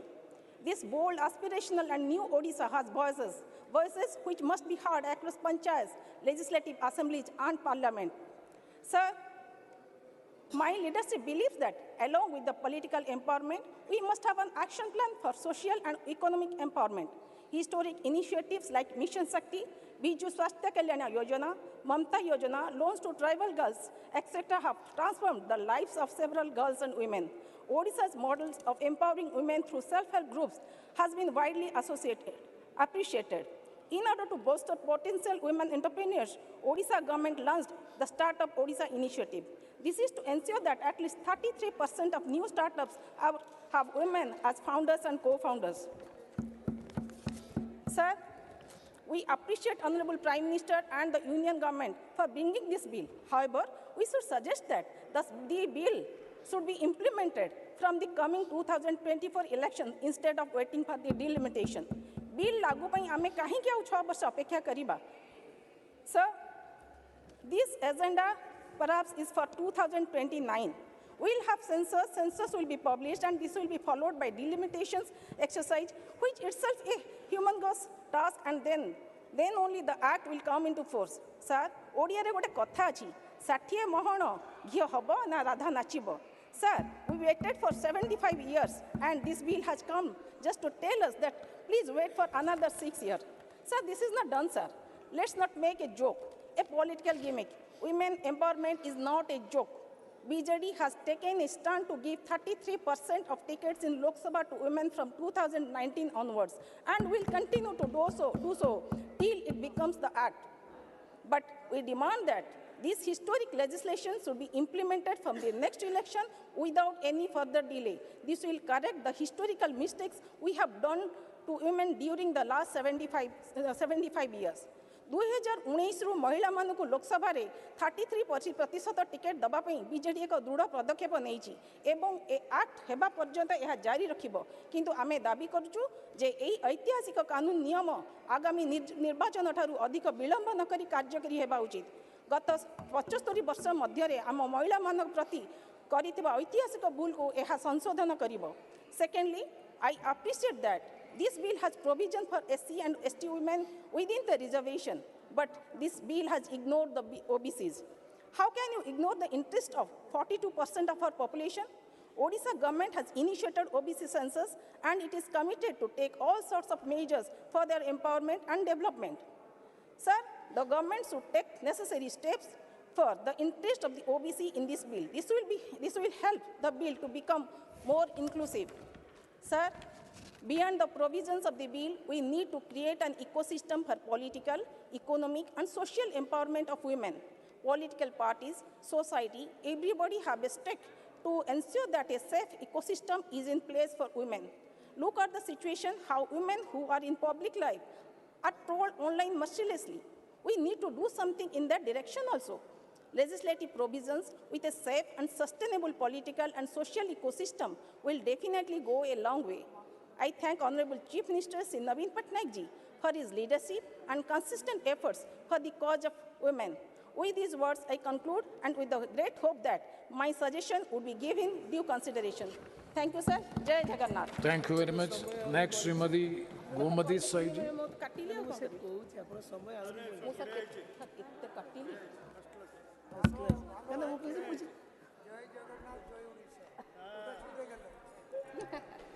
Yes. जय जोहार, जय भारत। माननीय सभापति महोदय जी, मुझे हार्दिक खुशी हो रही है कि मैं महिला आरक्षण बिल पर अपना पक्ष रख पा रही हूँ। माननीय महोदय जी, भारत के लोकप्रिय प्रधानमंत्री आदरणीय श्री नरेंद्र मोदी जी के नेतृत्व में भारतीय जनता पार्टी की यह सरकार नित नए आयाम गढ़ रही है। ये इन्हीं कार्य के प्रणाली का परिणाम के सदन में महिला आरक्षण बिल प्रस्तुत हो सका है। आदरणीय महोदय जी के सरकार ने सबका साथ, सबका विकास, सबका प्रयास के नारे को सार्थक सिद्ध करते हुए देश की आधी आबादी को उसका पूरा हक देने का पहल की है। आप लोगों ने कभी सोचा कि देश की आबादी का आधा हिस्सा होने के बाद भी महिलाओं को विधानसभा, लोकसभा एवं राज्यसभा में जो हक प्रतिनिधित्व मिलना चाहिए था वह नहीं मिला। इसका कारण ये विपक्षी दल रहे हैं। कभी भी महिलाओं के हित में सोचा ही नहीं। ये लोग हमेशा महिला हक विरोधी, किसान विरोधी, गरीब विरोधी रहे हैं। महिलाओं के पक्षधर होने का नाटक बखूबी करते हैं और अपने ही सहयोगियों से विरोध भी करवाते हैं। आज इस गरिमामयी अवसर पर मैं भारत के यशस्वी प्रधानमंत्री नरेंद्र मोदी जी का हृदय से की गहराइयों से आभार व्यक्त करती हूँ। साथ ही बधाई भी देती हूँ। पिछले कई दशकों से आधी आबादी को उसका हक दिलाने के पूर्व की सरकारें सफल नहीं रही। उस नारी शक्ति के हक और हुकूक के सपनों को आपने इतिहास के पन्नों में स्वर्णिम अक्षरों से अंकित कराया। मैं एक गरीब परिवार, आदिवासी परिवार की बेटी, जिसको लोकतंत्र के इस पवित्र मंदिर में पहुंचाने का अवसर मिला है और आधी आबादी को उसका हक, पूरा हक मिलने के इस पावन अवसर का गवाह बनने का सौभाग्य प्राप्त हुआ। इस ऐतिहासिक कदम के लिए मैं फिर से प्रधानमंत्री नरेंद्र मोदी जी को बारंबार आभार प्रकट करती हूं। महोदय जी, मैं एक आपको बताना चाहती हूं, मां शक्ति का जब आराधना हम लोग करते हैं, एक श्लोक का करते हैं, श्लोक पढ़ते हैं, या देवी सर्वभूतेषु शक्ति रूपेण संस्थिता नमस्तस्ते नमस्तस्ते नमो नमः। हम लोग इसको केवल कागज में रह गए हैं, लेकिन आज प्रधानमंत्री जी ने ये शक्ति को एकदम साबित कर दिया है, साकार कर दिया है। महोदय जी, मैं अंत में कुछ कहना चाहती हूँ। पुरुष प्रधान समाज रहा, रूढ़ियों के अनुरूप परिवर्तन नियम जीवन का बदल रहा हर रूप, जो सदियों से सहती आई लोक शर्म और लाज, साहस आज बांधकर थामे हाथों में औजार, आज उड़ान भरी है ये देखो सपनों को साकार, धीरे धीरे रूप को आपने देर ही वो आकार, वर्षों से जिस हक की थी हमें हकदार, धन्यवाद। उस सपनों को पंख लगा रही हमारी मोदी सरकार। बहुत धन्यवाद। जय हिंद, जय जोहार, धन्यवाद। Vande Mataram. Shrimati T Sumati ji. Honorable Speaker, sir, I thank you profusely for having given me this opportunity to speak on this historic Women Reservation Bill 2023. Sir, as our party DMK and our dynamic leader, our Chief Minister MK Stalin, Talapati, have been torchbearers of women empowerment, I rise here to support the bill. While I appreciate the initiative, I do have my own fears, anxieties and doubts. Sir, I opened up to read the bill with huge expectations that it will lead women to enter into untrodden paths.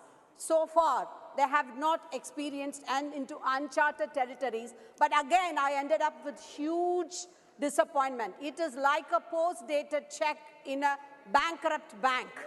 And it's like a betrothal with so many ifs and buts, and we are not sure when it is going to culminate in an utopian marriage, sir.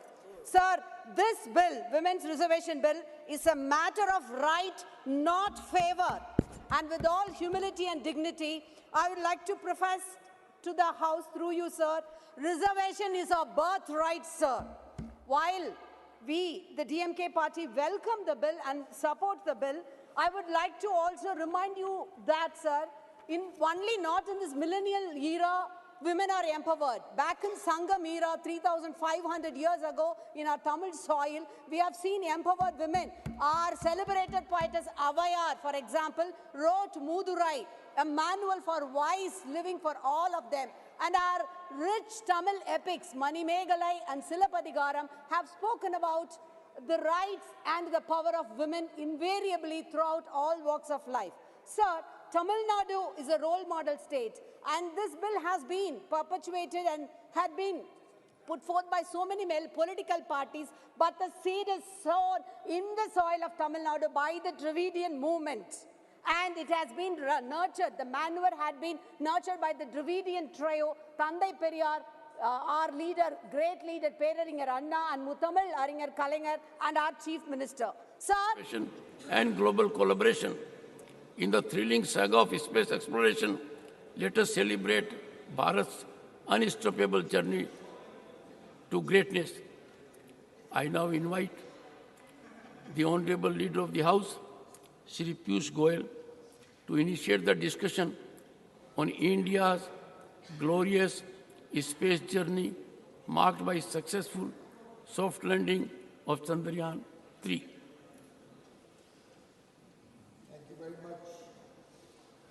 Thank you very much, Honorable Chairman, sir.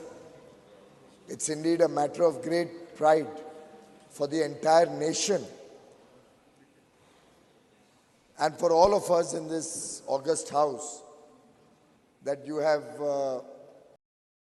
Indeed a matter of national pride as we look forward to many more chapters of discovery, innovation, and global collaboration. In the thrilling saga of space exploration, let us celebrate Bharat's unstoppable journey to greatness.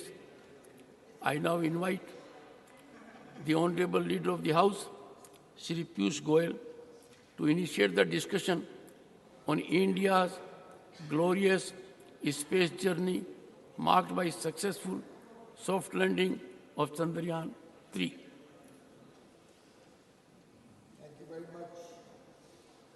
Thank you very much, Honorable Chairman, sir. It's indeed a matter of great pride for the entire nation and for all of us in this august house that you have permitted this subject to be taken up as the very first subject in the new precincts, and truly something which makes every single Indian, 140 crore Indians, proud of their scientists, proud of their Indian industry who has contributed in big measure to various components that have come into the entire mission. And today, as I stand before you, I think this is one moment in history that will be etched for generations to come as the turning point in which India truly entered the space age as one of the top 4 countries in the world. And then, as you very rightly pointed out, Chairman Sir, the fact that we were the first country in the world to land on the south pole of the moon is by itself giving us a completely new and elevated pleasure. Honorable Chairman Sir, ISRO, the Indian Space Research Organization, has truly, by scripting this glorious chapter to India's space journey and proving that even the sky is not the limit for India, really made the entire nation very, very proud and scripted this new space journey. Honorable Chairman, sir, the successful landing of Chandrayaan 3 is a trailblazing event which happened over years of consistent focus on the subject, a lot of research, a lot of effort, a lot of successes, a lot of failures. And this has been one area in which India has progressed from step to step.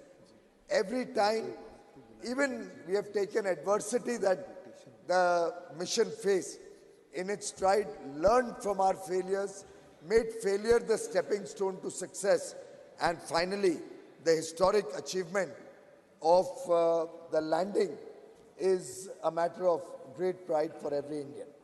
In fact, 3 lunar missions in 15 years, it almost feels as if the moon is beckoning India, as if the moon is awaiting India, and more particularly so when we see the images coming out from there, when we see the messages that ISRO comes out, I think each successive success is strengthening our resolve to capture the space.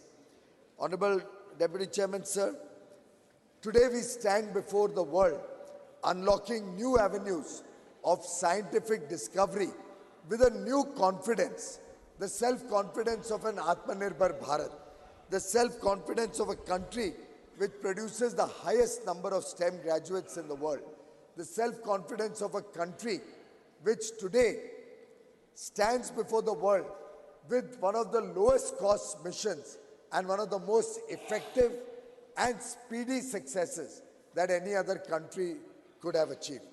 I remember that picture where in the Chandrayaan 2 mission, where after having almost come so close to the surface of the moon, for a small technical reason we were not successful, a lot of naysayers had started trying to run down the Indian mission, run down ISRO, run down our scientists.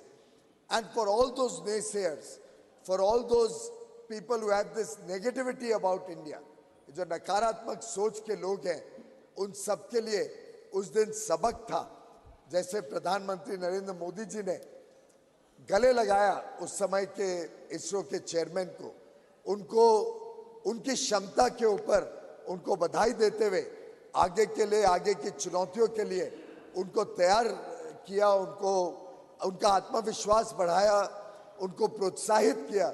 मैं समझता हूँ वो जो चित्र है वो देश के 140 करोड़ लोगों के जहन में, उनके दिल में, उनके मन में बस गया है। और उस दिन के उस प्रोत्साहन को,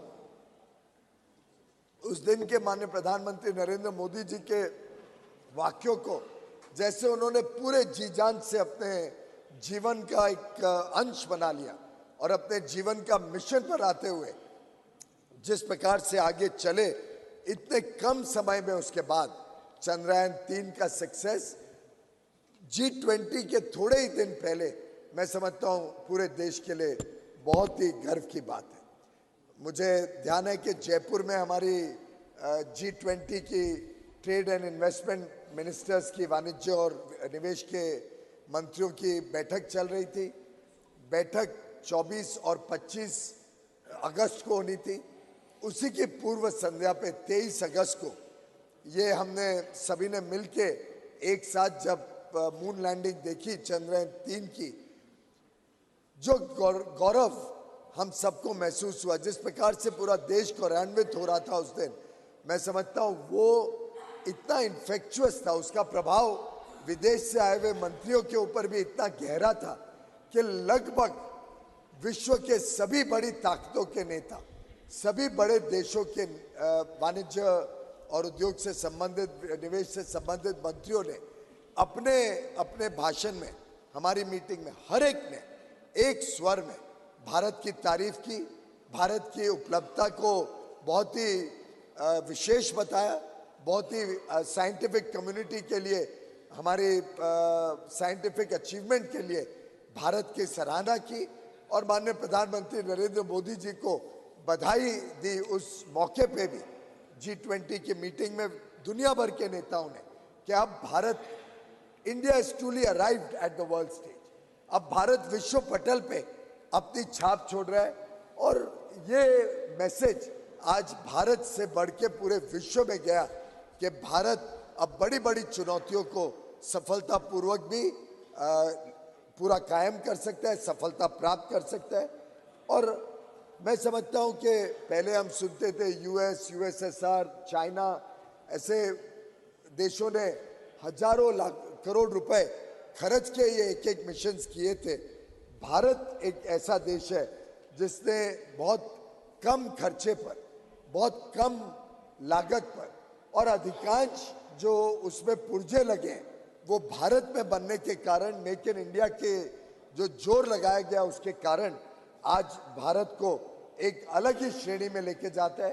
अब कई देश, और उस मीटिंग के दौरान भी कई देश के मंत्रियों ने मुझसे साझा बातचीत की कि अब वो भी चाहते हैं कि स्पेस मिशन में हमारे साथ जुड़ें। वो भी चाहते हैं कि उनके भी जो फ्यूचर स्पेस प्लान्स हैं उसमें भारत के साथ साझा भागीदारी करना चाहते हैं, पार्टनरशिप करना चाहते हैं, सीखना चाहते हैं और जॉइंट एंडेवर्स आगे चल के बढ़ाना चाहते हैं स्पेस की तरफ। माननीय उपसभापति महोदय, जो दोनों मिशन लाइफ हुए, लैंडर और रोवर के, इसका जो सराहना हमने अलग अलग पत्रकारों में देखी, उसके 3 प्रमुख जो उद्देश्य थे, 3 मेन ऑब्जेक्टिव्स ऑफ चंद्रयान 3, वो तीनों इतनी सफलतापूर्वक, इतने प्रिसिशन से, एग्जैक्ट 6:04 पे जो लैंडिंग हुई, वो तीनों जो हमारे लक्ष्य थे, एक था कि सेफ एंड सॉफ्ट लैंडिंग हो मून सरफेस के ऊपर, दूसरा था कि हम डेमोन्स्ट्रेट कर सके, दिखा सके रोवर ऑपरेशंस, जो मून पे रोवर बाहर निकला और उसने जो ऑपरेशंस करी, और ऑन साइट एक्सपेरिमेंट्स जो लूनर सरफेस पे करने थे। ये तीनों पे 100% सफलता प्राप्त करना, ये हम सबका सौभाग्य है। और मैं अपने पूरे सदन के मेंबर्स की तरफ से आपके माध्यम से प्रधानमंत्री नरेंद्र मोदी जी को, जो टीम स्पेस और साइंस एंड टेक्नोलॉजी की केंद्र में और राज्यों में इस विषय के ऊपर चिंता करती है, और जो पूरा इसरो की टीम है जिसने इस पे दिन रात मेहनत करके, विशेषकर जो हमारी महिला साइंटिस्ट हैं उनको मैं विशेष करके धन्यवाद भी देता हूं, उनको बधाई भी देता हूं। हमने देखा है गत दिनों में कैसे महिला साइंटिस्ट ने एक प्रमुख भूमिका निभाई है हमारे अलग अलग स्पेस मिशंस में, और ये महिला साइंटिस्ट आज वास्तव में भारत का गौरव बनी है। और मुझे लगता है हम उसका एक प्रकार से उनको धन्यवाद के रूप में तोहफा आज लोकसभा में, और उम्मीद करते हैं कि वहाँ से पास होके आज रात तक आ जाए यहाँ, तो कल राज्यसभा में हम जब महिला आरक्षण पास करेंगे, कॉन्स्टिट्यूशन अमेंडमेंट बिल पास करेंगे, मैं समझता हूँ एक सही मायने में हमारी बहनों के लिए, हमारी माताओं के लिए, हमारी छोटी बिटियाओं के लिए, जिन्होंने इतने बड़े लक्ष्य प्राप्त करने में अपना अमिट छाप छोड़ी है, इतना बड़ा योगदान दिया है, वो भी एक पूरे देश और विश्व को मैसेज जाएगा कि ये देश बहुत कृतज्ञ देश है। ये देश महिलाओं के सम्मान करने में कोई कटौती नहीं करता, और आगे चल के महिलाओं को और बड़े रूप में इस देश के विकास के प्रवाह में जोड़ने के लिए अहम कदम उठा रहे। माननीय उपसभापति महोदय, ये जो विक्रम लैंडर था, जो प्रज्ञान रोवर था और जो प्रोपल्शन मॉड्यूल था, ये भारत में बना। मुझे याद है 2014 में जब मेक इन इंडिया का माननीय प्रधानमंत्री जी ने आह्वान किया था, तब कई सारी टिप्पणियां आती थी कि ये मेक इन इंडिया सफल नहीं हो रहा है, मेक इन इंडिया में क्या हो रहा है, क्या नई चीज करी। पीछे भी हाल में भी कुछ दिनों पहले एक नेता का बयान मैं पढ़ रहा था, जो एक प्रकार से बड़े ओछे शब्दों में बहुत छोटे स्तर पर मेक इन इंडिया के मजाक उड़ाने की कोशिश हो रही थी। मैं समझता हूँ हमारे इस मिशन ने, चंद्रयान 3 ने और इसरो की कामयाबी ने एक पूरी तरीके से सिद्ध कर दिया कि भारत में बना हुआ सामान, भारत में बने हुए पुर्जे, भारत में बने हुए अलग अलग जो इस पूरे मिशन में कंपोनेंट्स लगे, इक्विपमेंट लगा, इसने इस देश को नई ऊंचाइयों तक पहुंचाया। और आज पूरा विश्व भारत की तरफ देखता है, जब वो देखते हैं कि हमें मैन्युफैक्चरिंग कैपेबिलिटीज चाहिए, हमें टैलेंट चाहिए, हमें स्किल्स चाहिए, तो उनको एक देश जो नज़र आता है, विश्वसनीय देश, एक विश्वसनीय साझेदारी में भाग लेने वाला पार्टनर, तो वो भारत है। और भारत के ऊपर आज विश्व की भी निगाहें टिकी हुई है, विश्व का विश्वास बना हुआ है। माननीय उपसभापति महोदय, अगर हम डिज़ाइन कैपेबिलिटीज देखें तो जो डिज़ाइन कैपेबिलिटीज डेवलप हुई हैं चंद्रयान 3 के दौरान, उससे हमें आगे चल के बहुत लाभ होगा। और हमने अलग अलग तरीके से देखा है कि स्पेस टेक्नोलॉजी का लाभ भारत की विकास यात्रा में सिर्फ स्पेस नहीं, लेकिन हमारी लोकल डेवलपमेंट में भी बहुत बड़ी तरीके से लाभ देता है। जैसे कि माननीय सदस्य जानते हैं, आप भी भली भांति आपने देखा है, पीएम गति शक्ति, ये क्या है? ये एक प्रकार से स्पेस टेक्नोलॉजी का इस्तेमाल करते हुए भारत के आधारभूत सुविधाएं, भारत के इंफ्रास्ट्रक्चर को और मजबूती देना और गति देना और प्रगति को तेज करना, उसका एक साधन है। पीएम गति शक्ति में स्पेस टेक्नोलॉजी इस्तेमाल करके अलग अलग लेयर्स ऑफ टेक्नोलॉजी, अलग अलग लेयर्स ऑफ डेटा जो तैयार किया गया, जो स्पेस से मैपिंग की गई, और इसका काम माननीय उप सभापति जी, प्रधानमंत्री जी जब मुख्यमंत्री थे, गुजरात के मुख्यमंत्री थे, आज से 12-14 साल पहले उनके मन में एक कल्पना आई थी कि स्पेस टेक्नोलॉजी का मैक्सिमम इस्तेमाल भारत में कैसे किया जाए, भारत कैसे लाभ ले सकता है स्पेस टेक्नोलॉजी का। तब उन्होंने बाइजैक नामक एक संस्था गांधीनगर में एस्टैब्लिश करी, और बाइजैक के माध्यम से ये शुरुआत करी कि कैसे भारत के आगे के भविष्य के विकास यात्रा में आधुनिक सुविधाएं और सफलतापूर्वक हम भारत को एक international centre for manufacturing, trade and business बना सके। लाखों करोड़ों लोगों को नौकरियां देने के लिए जो हम काम कर रहे हैं, उसके लिए स्पेस टेक्नोलॉजी का इस्तेमाल करने का जीता जागता उदाहरण अगर कुछ है तो पीएम गति शक्ति है। तो इस प्रकार से स्पेस से जो जो हम सीखेंगे, जो जो चंद्रयान 3 की उपलब्धियां होंगी, उससे आगे चल के भारत में जो इंफ्रास्ट्रक्चर डेवलपमेंट हो रहा है, भारत में किस प्रकार से आगे हमें क्रिटिकल मिनरल्स रिसोर्सेज पे काम करना है, अलग अलग तरीके से ये स्पेस का रिसर्च भारत को नई ऊंचाइयों तक लेके जाएगा।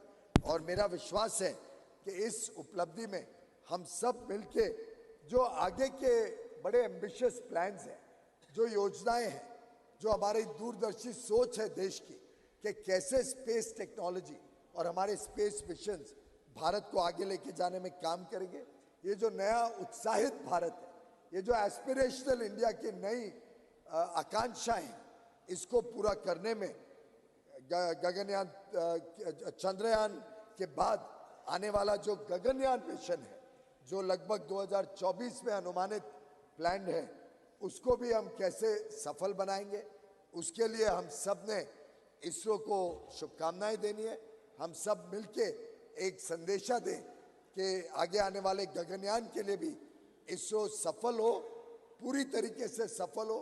हमारी माता बहनें, हमारे इसरो के साइंटिस्ट जो पूरी लगन के साथ इसमें लगे हुए हैं, उनको हम यहाँ से एक शुभ संदेश दें कि उनका गगनयान मिशन भी सफल हो। हमने ऑलरेडी देखा आदित्य मिशन, जो आदित्य L1 जो सूरज के और भारत के बीच में, जो अर्थ और सन के बीच में यहाँ से लगभग 15 लाख किलोमीटर दूरी पे जाके स्टेशन होगा, जो लैग्रैंज पॉइंट है, वहाँ से स्टडी करेगा सूर्य की किरणों की ताकत, सूर्य की ताकत को। तो उस पॉइंट तक सफलतापूर्वक पहुँचे, वो रास्ते में है, उसका लॉन्च सक्सेसफुली हो चुका है और वो पहला डेडिकेटेड स्पेसक्राफ्ट मिशन है जो सूर्य को स्टडी करने के लिए यहाँ से भेजा गया है। इसी के साथ साथ एक डेडिकेटेड पोलरीमेट्री मिशन एक्सपोसैट, जो एक्सरे के माध्यम से पोलरोमीटर सैटेलाइट के रूप में बाहर काम करेगा। इस तरीके से हमारी जो नए नए आगे की योजनाएं हैं, उसके लिए हम सब मिलके इस सदन से एक स्वर में एक बड़ा अच्छा संदेश और शुभकामनाएं भेजें।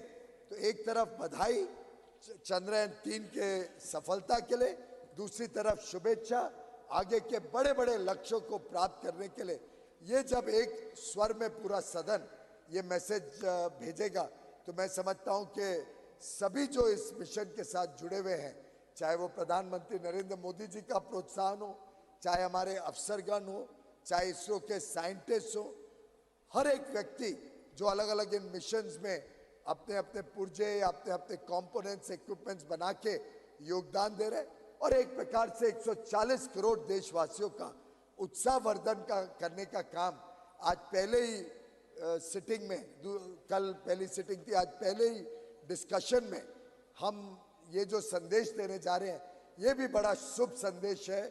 कल यहाँ पे महिलाओं को आरक्षण देने का काम भी मैं उम्मीद करता हूँ कि सर्वसम्मति से जब ये सदन पास करेगा, पारित करेगा, तो दो शुभ संदेश, एक तरफ यहाँ का हमारा प्रवेश, आज का ये चंद्रयान 3 का बधाई का और शुभकामनाओं का मैसेज इसरो को, और तीसरा कल महिलाओं को, हमारी माता बहनों को आगे की जो लेजिस्लेटिव भारत की प्रवाह है, जो आगे जो भारत के आगे आने वाले दिनों में अमृत काल में विकसित भारत बनाने की जो जर्नी रहेगी, उसमें हमारी माता बहनों का, महिलाओं का आरक्षण देके इस सदन पार्लियामेंट में और ज़्यादा योगदान मिले, उसके लिए जो हम कदम उठाने जा रहे हैं, मैं समझ पार्लियामेंट, लोकसभा में और असेंबलीज में, दोनों में जो हम कदम उठाने जा रहे हैं, ये तीनों ये शुभ संदेश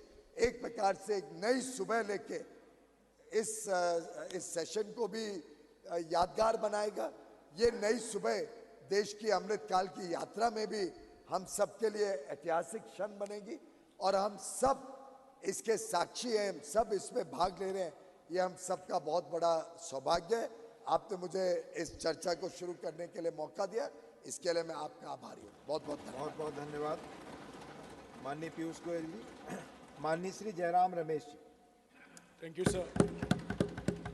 Sir, I rise to speak on a discussion that is entitled India's Glorious Space Journey Marked by Successful Soft Landing of Chandrayaan 3. Sir, listening to the Leader of the House, it appeared as if this glorious space journey started only in 2014. And that the sutradhar of this space journey is the Prime Minister. I want to take this occasion, sir, to revisit this glorious space journey, not to make political debating points, but to pay tribute to a remarkable generation of Indian scientists and technologists who could have worked anywhere in the world, but chose to come back to India in the 1950s and 1960s. Sir, I have before me a government order issued on the 22nd of February 1962. This is the 22nd of February 1962, an office order issued by the Government of India, which reads that the Union Government has set up the Indian National Committee for Space Research. The committee is set up on the recommendations of the Scientific Advisory Committee to the Cabinet, will advise the government on the promotion of research in and exploration of space and its utilization of peaceful purposes. India's glorious space journey began on the 22nd of February 1962, which was marked by the establishment of the Indian National Committee on Space Research. There were two people who were responsible for getting this INCOSPAR set up. Both were the great scientists of India. One was Homi Bhabha, who was then the chairman of the Scientific Advisory to the Committee to the Cabinet, and the second was Vikram Sarabhai, a great name, a man who had a vision for Indian space, and I expected the Honorable Leader of the House at least to make a passing mention of Vikram Sarabhai. Sir, I'm not yielding. Please. Sir, it was 2 weeks before INCOSPAR was set up that the Prime Minister of India, the then Prime Minister of India, Jawaharlal Nehru, went to Ahmedabad to visit the physical research laboratory that was created by Vikram Sarabhai way back in 1947. Sir, this is a photograph I have of Pandit Nehru with Vikram Sarabhai and E.V. Chitnis in the old Parliament House. Budget that has been envisaged for 5 years in Anusandhan National Research Foundation, you will be glad to know as much as 36,000 crore, almost 70%, is going to come from non-government sources. And this has happened only 6 months back. I don't have to say who was the Prime Minister. And this will pave the way for a greater involvement of the industry, because I personally also believe the time is gone when there used to be a demarcation for private and public sectors. And if we have to grow further from where we are, and as the Honorable Prime Minister keeps reiterating, the Amrit Kal at the end of 2047, and if we have to be a global player and decide a global leadership for us, we have to meet the global challenges, live up to the global parameters, and have to have the global strategies. Now, this National Research Foundation was a concept being practiced in US and also some of the European countries. Why had we to wait for 6 decades, and who all were the prime ministers in between? I leave it at that. Now, as far as the foreign engagement is concerned, or the other, it was said that the satellites were being launched earlier also. Yes, I am not denying what is true. I am only adding to the half-truth said. The total number of foreign satellites, because this process, yes, it first happened in 1990, till date is 424. Now, what I am trying to say, the next sentence is interesting.